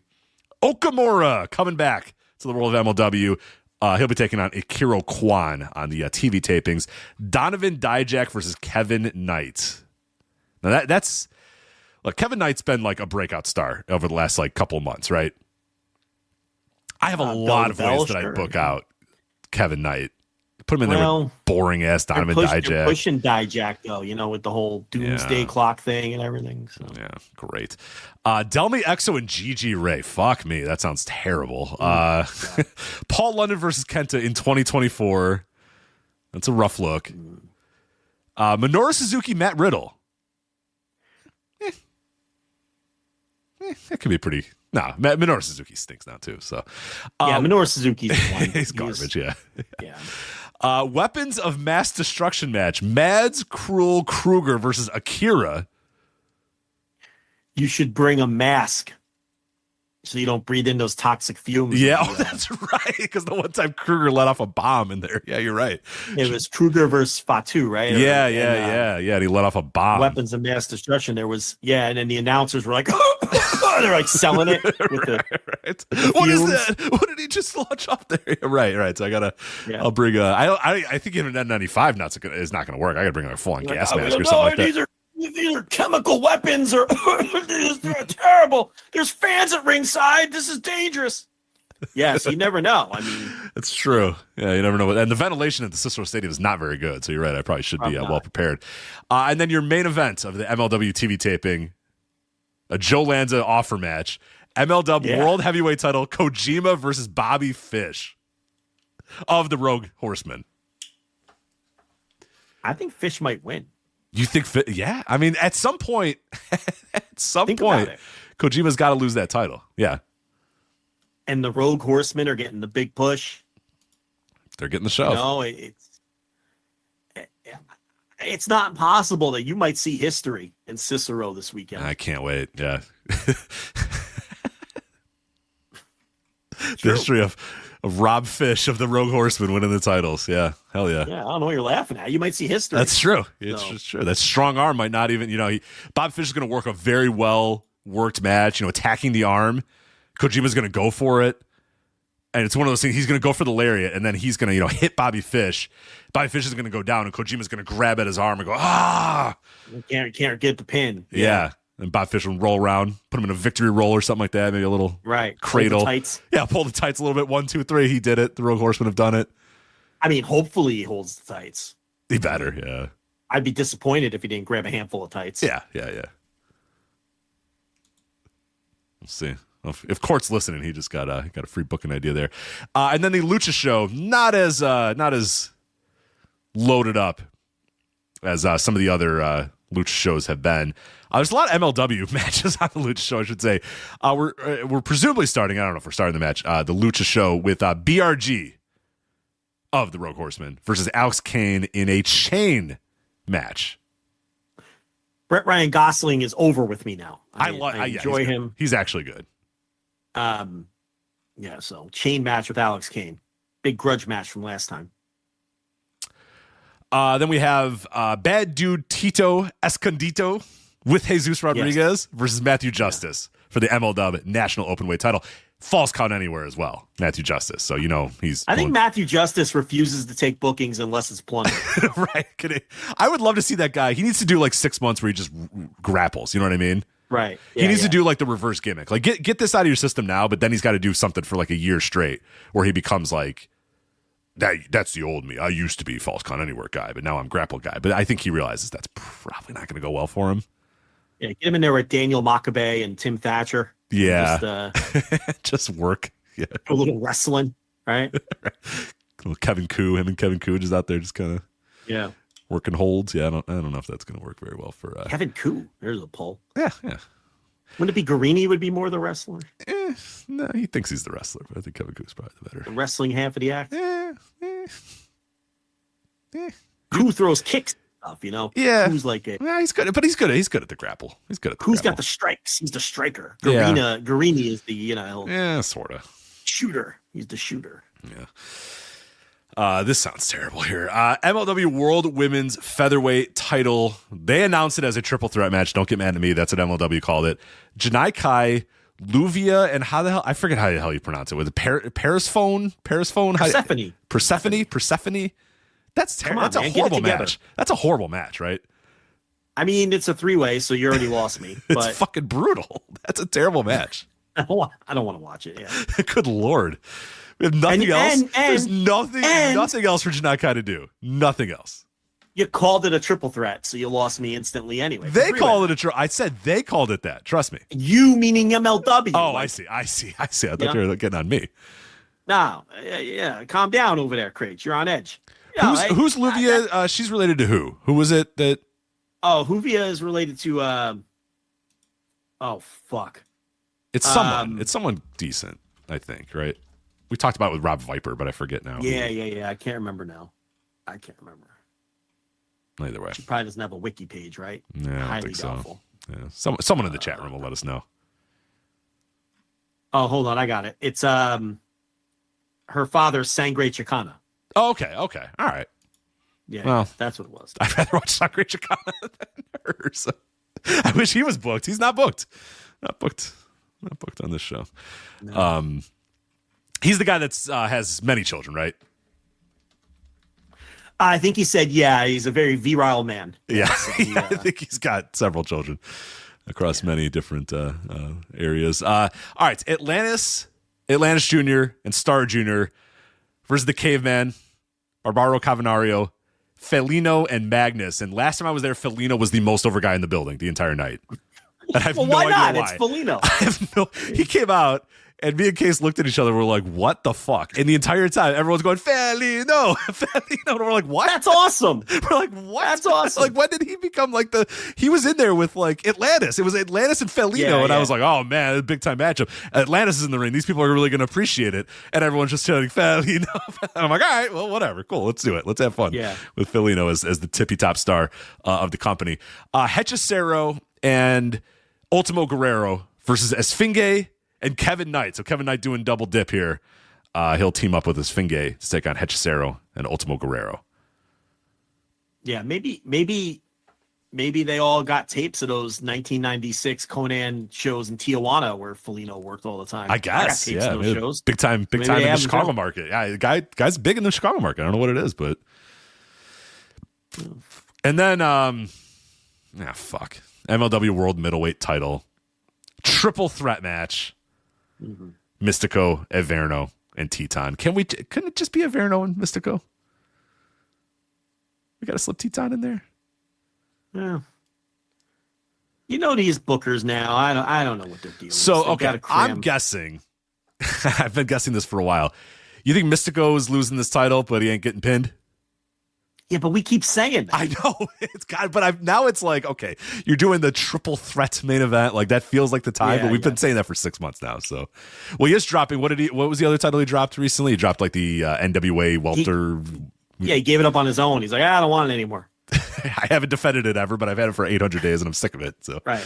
I'm too strong, and he cited I am too strong. I have too many muscles now, so I can't be defending this title anymore. Too big for the weight class, so I'm out of here. Is he too big for the world middleweight? Maybe. Well, I see. You think Teton's going to take out Averno here? Yeah. And, Mystico's going to be on the side and slap the apron, after he loses. Darn it. Shoot. Well, I'll go back in the ring and pose for a little bit, and hopefully people throw some money at me. For 20 minutes. Right. I'm going to take all of Teton's shine here and point at the fans for 20 minutes. Right. Yeah. That's what's happening, right? He's going to get sent out of the ring. Teton's going to pin Averno. Mystico's going to go, darn. And then Teton's going to roll in the ring. Mystico's going to roll in it and then go, love you.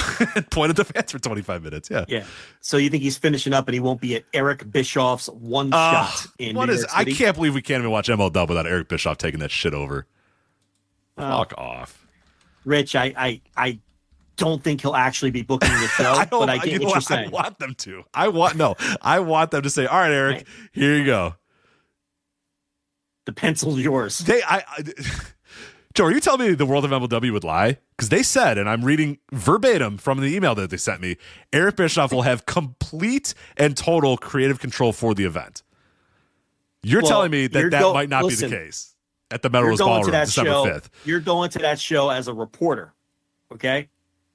I want you to ask Court Bauer if Eric Bischoff will, in fact, be booking the show as outlined in the press release you received from him. Yeah. And see what kind of answer you get. Okay. All right. Could you even get that question out and feel no, and you couldn't even ask it, right? No way. Like you'd be too embarrassed. MLW fans are in for a historic and unprecedented event as Eric Bischoff, the mastermind who changed the face of wrestling during the Monday Night Wars, returns to take control at MLW One Shot. In a twist that no one saw coming, Bischoff will have total control over MLW for one night only. From matchmaking to the TV trucks, Bischoff will oversee the event in his vision. That's not good, man. So that means... that does not bode well. If they followed his run as SmackDown head and his run in TNA, and I don't know, man. I know Paul Walter Hauser had to pull some rank to get this to happen, but I don't know if it's going to work out very well. Do you think he'll come out to, or will he come out to? I don't think he can come out to I'm Back. I don't think he can come out to that. Yeah. For making things better. Stand back. It's an objectively great theme song. Cause your opinion don't matter. So which one? Let's go with the Hendrix. They probably get away with the Hendrix one more than the WWE one. Will it be the mix that where they go new Yeah, world order? New world order, yeah. Ooh yeah. That just burned in my brain after watching so many Monday Night Wars. Those fuckers came out 27 times on every show. The Mastermind. Because then it would Is that a restart? Like, no, god damn it, get in the ring. I love this guy. Fuck off. Yeah, pointing, smiling. Yeah. Pointing at the dimples. Mastermind. Yep. All right, you want some breaking news here? When do I ever turn down some You've never turned down breaking news. I will give it to you. Yoshiki Inamura is NXT bound. He appeared at NXT 2300 today. He has arrived at the Performance Center. And he's an NXT guy now for a while. That's that relationship between Noah and WWE. I did see that earlier. They have an awful picture of him stepping out of like a SUV and it's all blurry. Did you see the picture? Yeah. Shawn Michaels took it with his flip phone, it looks like. Yeah, they're like, "Did you get it? I got one. I got it here. You could use this one." It's, it's from his iPhone 4 or whatever that he's got with it's got stains all over it. It's all he's got the lazy eye too, so we can't see if it's in focus or not. So this should work. This should be more than enough. God damn it! Well, so Yoshiki Inamura, what did they call him in Progress? What was he called again? Was it in Progress? Yeah, remember he got a Rev Pro. Was it Rev Pro? No, it was Progress. Rev Pro, yeah, it was Progress. Yoichi where was Yoichi? Remember? That was it. That was in Progress. I don't pay any attention to Progress, so I don't. He came back as Yoichi. Yeah.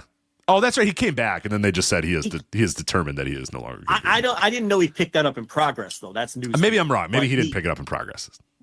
He wrestled as Yoichi and Noah when he came, but then remember he repackaged and then he was like, I'm not going to do that anymore. Yeah. Then it was just back to Inamura. So I don't know. Yeah, we read the press release and it was like after exhaustive review, he has decided to return to Yoshiki Inamura. Now he's NXT bound. I mean, why is this man who's 31 needs so many excursions to other places? But anyway, I don't know. Cool. All right. So that is the breaking news there. All right. Let's get to the world of All Japan Pro Wrestling. Finish out with All Japan Pro Wrestling.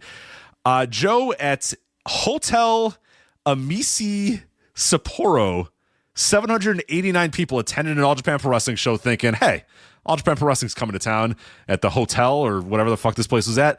Let's go watch this. Hey, there's a Triple Crown title defense on this show. That's kind of cool.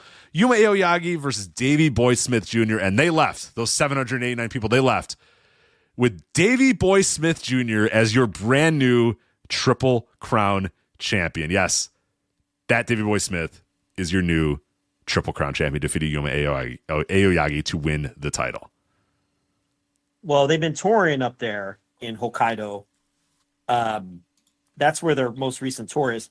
For whatever reason, he didn't join the tour until like the second or third night, I think. I don't know what was up with that. But yeah, he I don't know. This kind of came out of nowhere, but it's weird because All Japan has been so well booked over the last 2 years or so. But they didn't build up to this title change well at all, I don't think. No. It kind of, again, came out of nowhere. He didn't even, like, you would think that if you were going to put the Triple Crown on him, maybe he should have won Royal Road, right? But he lost.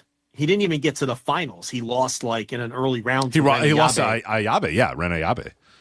Which terrifies me because it makes me think that Ayabe might be the first challenger. I don't know if they've announced anything yet, but nobody needs to see him challenge again. But, if you were going to build to this, why not have him win the Royal Road, unless the idea is now Rena Yabe gets another title, but you just gave Rena Yabe a title shot. So I don't know. And if you look at the tour, again, he did work every night. Okay, that was my mistake. I thought he joined the tour late. Yeah, he was teaming with Kento. Well, he teamed with Kento on the last few shows, and they won a bunch of tag matches. But if you look early on the tour, he's on the losing end of some matches. Oh, I see. These Dan Tamura matches and stuff. Yeah, I'm looking at it right now. Yeah, and then he won the 3-way against Cyrus and Jiro on night 4 of the tour, which wasn't a main event or anything. It's just a mid-card match. And then he worked all those tags with Kento, who was on commentary, by the way, for the match, because they're like tag partners or whatever. And he just wins the fucking title. And it felt like the people there were surprised too. They drew that. I mean, 800 people is a pretty good crowd for All Japan in Sapporo. I mean, that's not bad. With the modern state of the company, and everything. And New Japan did pretty okay when they did their last swing through that part of the country. So, the rest of these attendances, in the 500, 400 range, it looks like. So that's a good area of the country to run wrestling. But and that did appear to be the biggest show that they ran, I guess because of the Triple Crown that drew a couple hundred extra people. But look, they signed him to a 6-month contract at the beginning of August. And Dave Meltzer reported that. And the contract is set to expire in early January, which lines up perfectly with when they run their big shows the first week of January. Yeah. So you would think that he's probably going to lose the title on the first week of January.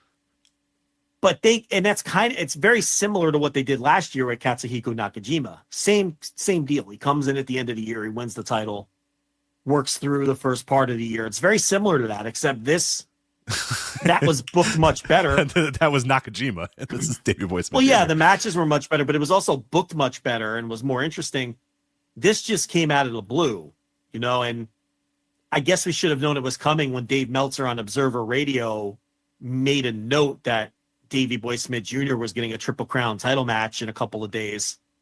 When has Dave ever talked about upcoming Triple Crown title match? You know what I mean? It's like, and obviously Dave got the scoop that he signed with All Japan from him. Right. Yeah. So you almost feel like Dave was tipped off that he was going to win the title, which is why he brought it up on that audio. But yeah, he won the belt. I thought it was a good match. I liked it. Yeah, I liked it. There was aspects of it that weren't great. But what I liked about it was it felt like a throwback to another era of All Japan Pro Wrestling. It felt like I was watching on The Ditch. And it was Lord James Blears was always the guy that used to do it, right? Because recently it was like Stan Hansen. At that time, yeah. You know what I'm talking about? Like the guys that would come out and be like, "This match is sanctioned by the Pacific Wrestling Federation." That was Lord James Blears, right? Yeah. Because then, at one point, Dory Funk took that over, and then Stan Hansen used to take it over, where they'd read the proclamation before the match or whatever. Yeah. And it'd be some random big ass Gaijin guy versus some random Japanese guy or whatever, and the Gaijin guy knew, fucking who cares? You know what I mean? Some of those guys took it they really tried really hard. And then other guys were just like, dude, man, I'm here. I'm going to put some effort into this. I'm going to try. What do you mean? The wrestler or the wrestlers? Yeah. There was some guys that would come and they would just be big stiffs for a while and they wouldn't really quite work. Well, more what I mean is there was this guy that feels like he's just kind of doesn't belong here, but he's here now because he's just this, foreigner that's here to wrestle. And he'll have a decent enough match or whatever, but not really bust his ass too much. And the match would ultimately end with a double count out or whatever like that. And then he'd get his check and go back to America and stop off at NWA Hawaii or whatever to do a shot there or whatever. That's kind of what it felt like with this match. It just felt like a real throwback where you're like, what the fuck is Davey Boy Smith Jr. doing here? And I know he's been there, I know he's established there, but it just felt like a one-off, random, oh, hey, wow, here's a random Gaijin, title match here. Let's see what happens. And then he just fucking won. You know what I mean? And it's it was a good match because I watched it unspoiled actually, which was pretty, I was glad to do that.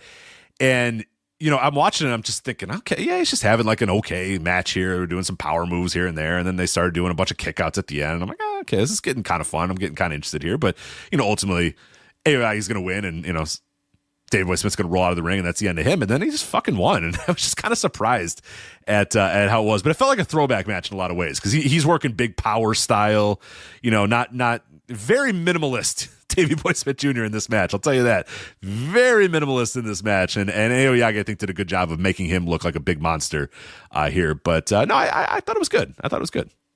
It was okay. Yeah, it was fine. He's past his peak as a wrestler. I would say his peak is probably towards the end of the Killer Elite Squad run, right before he split with New Japan, because he had those disagreements with some people on the roster and with management, and that they broke, and the team broke up as a result. But that was probably his peak, where he was having like some pretty good G1 matches, and the Killer Elite Squad matches could peak at a they could peak pretty high. Some of those Killer Elite Squad matches during that time. I think that was the best version of him, and I think we're past that now. There was one spot where he was up on the second turnbuckle, and they were setting up like an avalanche, fucking throw of some type, but Aoyagi fought him off. And instead of taking the flat back bump off the second turnbuckle, he took this cartoonish, it's like he jumped backwards, landed on his feet first. Yeah. And then like tumbled down to the ground, like in a cartoonish way, and made a face. And it's like, he just didn't want to take the flat back off the second turnbuckle, and it's like, I understand there's only a couple hundred people there, and I know this isn't the biggest match he's ever worked or the biggest payoff or anything like that. But symbolically, it's like the biggest match he's ever worked, because he's about to win the Triple Crown, which he was very emotional about. I was going to say, he cared. Clearly he cared about it, because he was a fucking emotional wreck after he did win it. Yeah. And, he talked about all of his mentors and all of that, and how it was such a great honor for him to win this title and all. And it came off genuine. I don't feel like he was working. Oh, no, not at all. There was some real emotion there. In his voice, you could tell that what he was saying he meant. But you would think that in a match, look, I get it. You're not, he's almost 40, but in that spot, you'd think he would have just taken the damn bump, since this is one of the most memorable matches he's probably gonna have in his career, if he genuinely is emotionally moved by winning this title. So it's like, from that standpoint, it's a little weird, but he's just, that's who he is now. He's not going to go out there and bump all over the place and work super hard. But that doesn't mean I thought he was lazy either. It was just a good match. You know what I mean? It wasn't a great match. It didn't even approach being a great match. And it was just a surprising result, because I didn't feel like, the way that he's been booked, that there were any clues that this was coming. At least that I picked up on. No, especially in this building too. A guy on the roster. Yeah, I never thought in this building either that they would do it. It just felt like a roster fodder. Good title defense for Yume Aoyagi on the way to, the end of the year. Whatever he's going to do next. Yeah, whatever the end of the year match is going to be, and whoever's probably going to defeat him But yeah, now I guess he's going off to the side, and I guess it's probably Kenta. I'd say, right? Kenta's probably beating him, right, to win that title back. I don't know.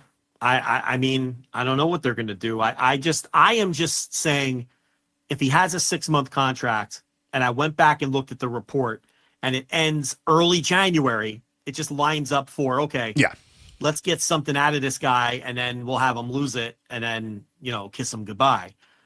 But that doesn't mean, I don't know, maybe they'll keep him around and have him work some more tours, or maybe they'll sign him to a longer deal, or I don't know. And the thing about it is, they haven't, like I said, they haven't really set anything up for him. This felt like you're saying just a one-off title defense in Hokkaido, where they're going to tour once a year, right? And they're giving them a Triple Crown match, but not a very important one. And then the guy wins the title. Mm-hmm.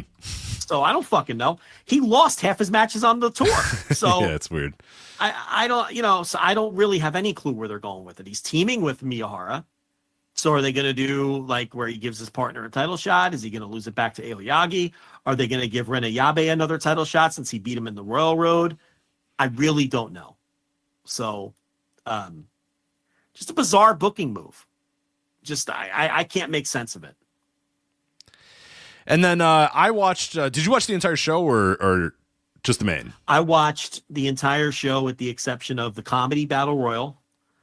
And the battle royal, as soon as I saw stuffed animals involved, I'm out. Yeah, I didn't watch that.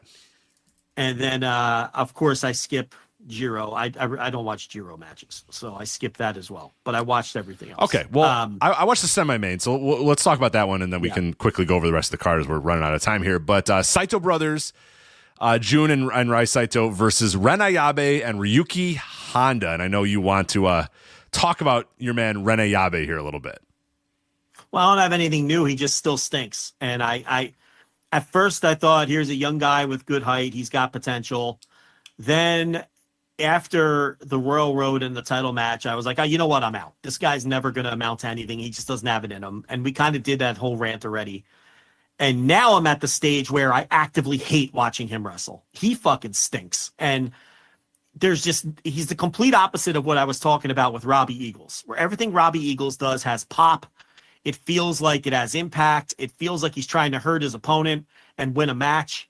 Ren Ayabe, there's nothing he does that feels like it has pop or feels authentic or feels like he's trying to hurt his opponent or feels like he's trying to win a wrestling match. He just is a guy who is doing what he thinks a pro wrestler should do.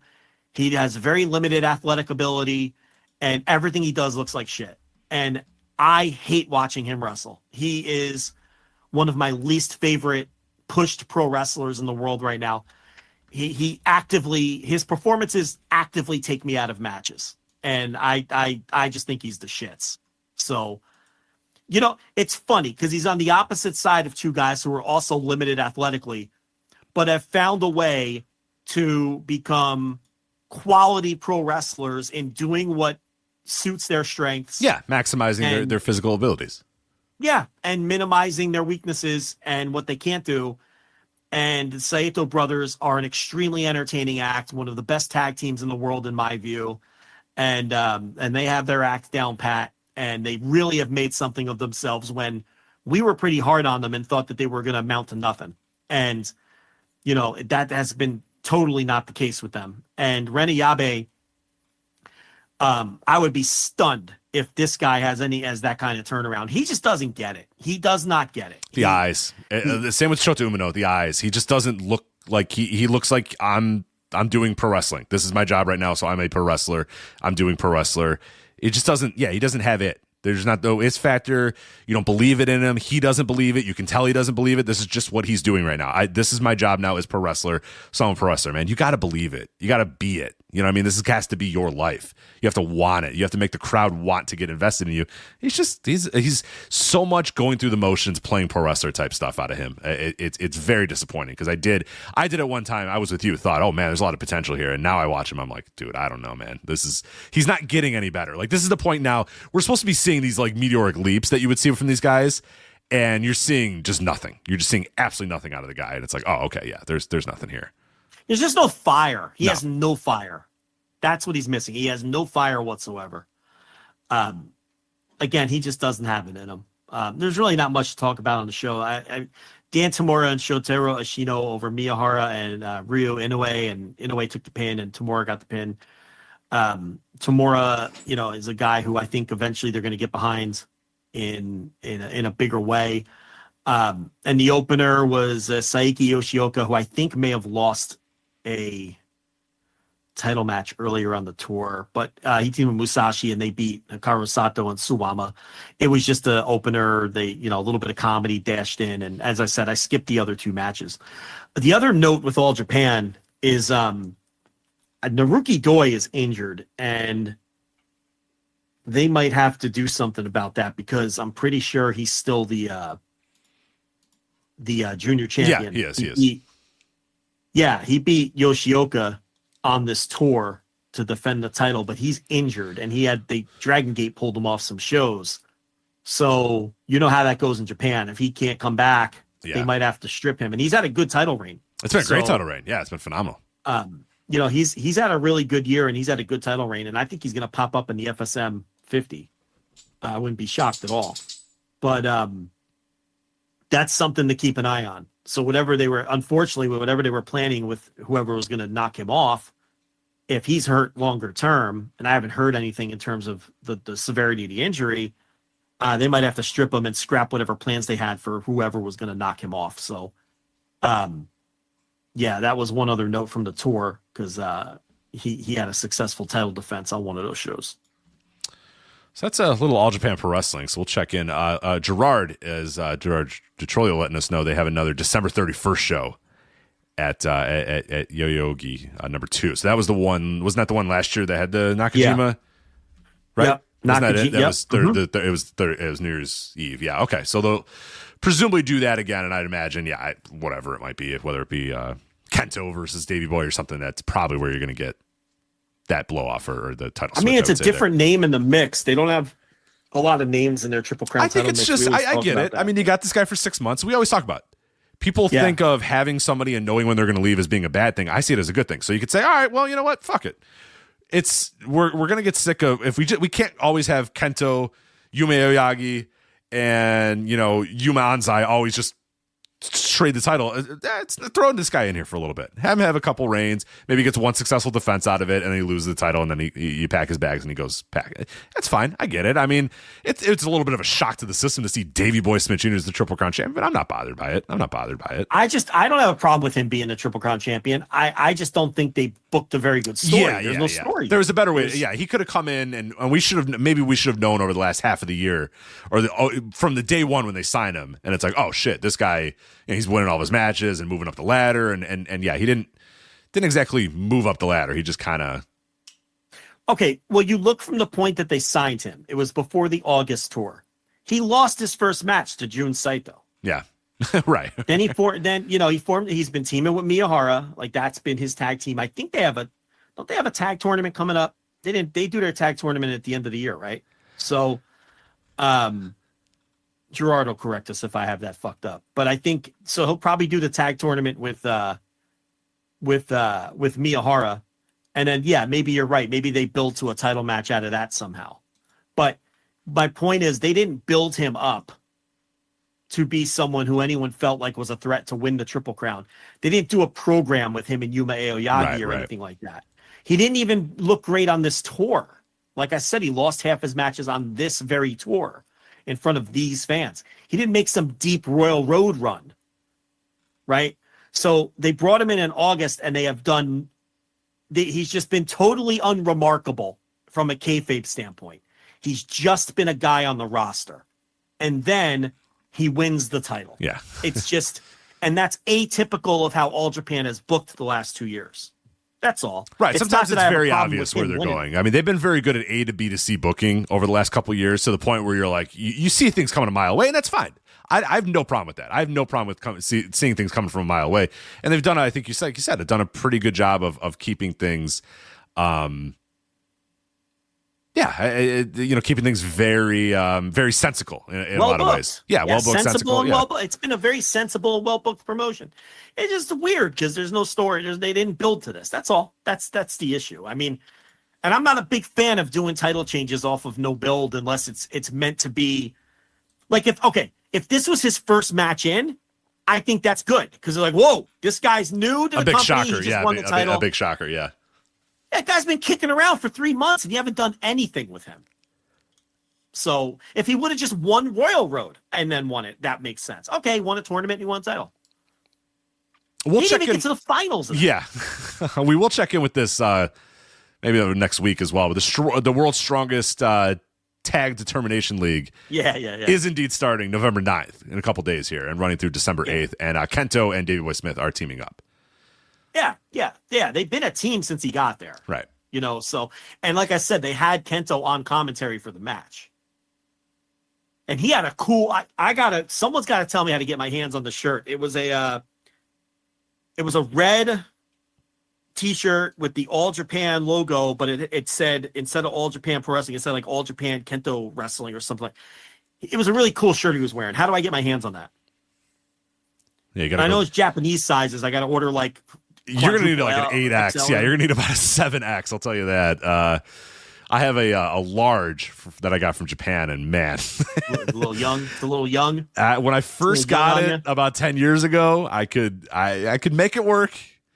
depending on what I ate that week or how I've been that week, yeah. Time of the year, I can make it work. That thing is, that's the nurse sleeps in that one. I'll tell you, my Too Awesome Dropkick Okada shirt, the nurse wears it to sleep in sometimes. Yeah, I can't stuff myself into that one anymore. So yeah, I'd get a couple sizes up. So I don't know if you got to go White Rabbit. Like what was the White Rabbit? Isn't that the service that people use? I don't know what it is. Someone hooked Joe up with this Kento Miyahara All Japan shirt. Got to be some fucking weeb listening that orders like fuck pillows from Japan and like they know how to do this, right? Throw you in the order, yeah. With their new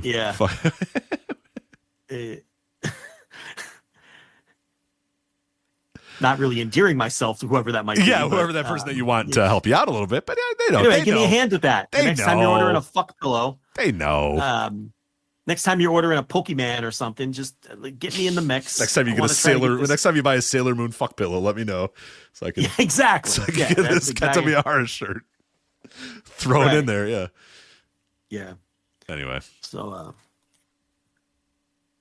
that's that. I think we're done. That's everything. I got nothing else. Yeah, that's all for me. So I will be chiming in sometime this weekend with MLW, an MLW report live in the building. So that'll come, but plenty of other stuff available, like you said, at flagshippatreon.com. So make sure you subscribe to that free tier. So you just can sign up whenever you want at flagshippatreon.com, as well as our $1 trial tier. $5 gets you all of the bonus audio. $10 gets you live shows, written content, and everything else that'd be available to you on the $5 tier. So definitely recommend checking that out, especially ahead of AEW Full Gear Instant Reaction Live coming up in a little bit. That will be exclusively on the $10 tier. So make sure you subscribe for that if that's something that you are interested in. Voicesofwrestling.com, voicesofwrestling.com/Discord if you want to join the discussion there on our Discord. Wrestling Observer Hall of Fame, a lot of good written stuff available to you at wrestlingobserver.com, as well as our audio shows that we've been doing on flagshippatreon.com. Those are also available to listen to. You get the links to them at voiceofwrestling.com if you want as well. But as we said, probably one more show. We'll probably do a ballot reveal show, maybe. If not, we'll just kind of put a text thing. If we can get together and figure out a time to do that, we'll do that. But yeah, we'll see what ends up happening. But ballots are due on Friday, so we'll submit them. I know that have you finalized your list yet, or are you still working through it? My Observer ballot? Yeah. Hall of Fame ballot? No, I'm not done yet.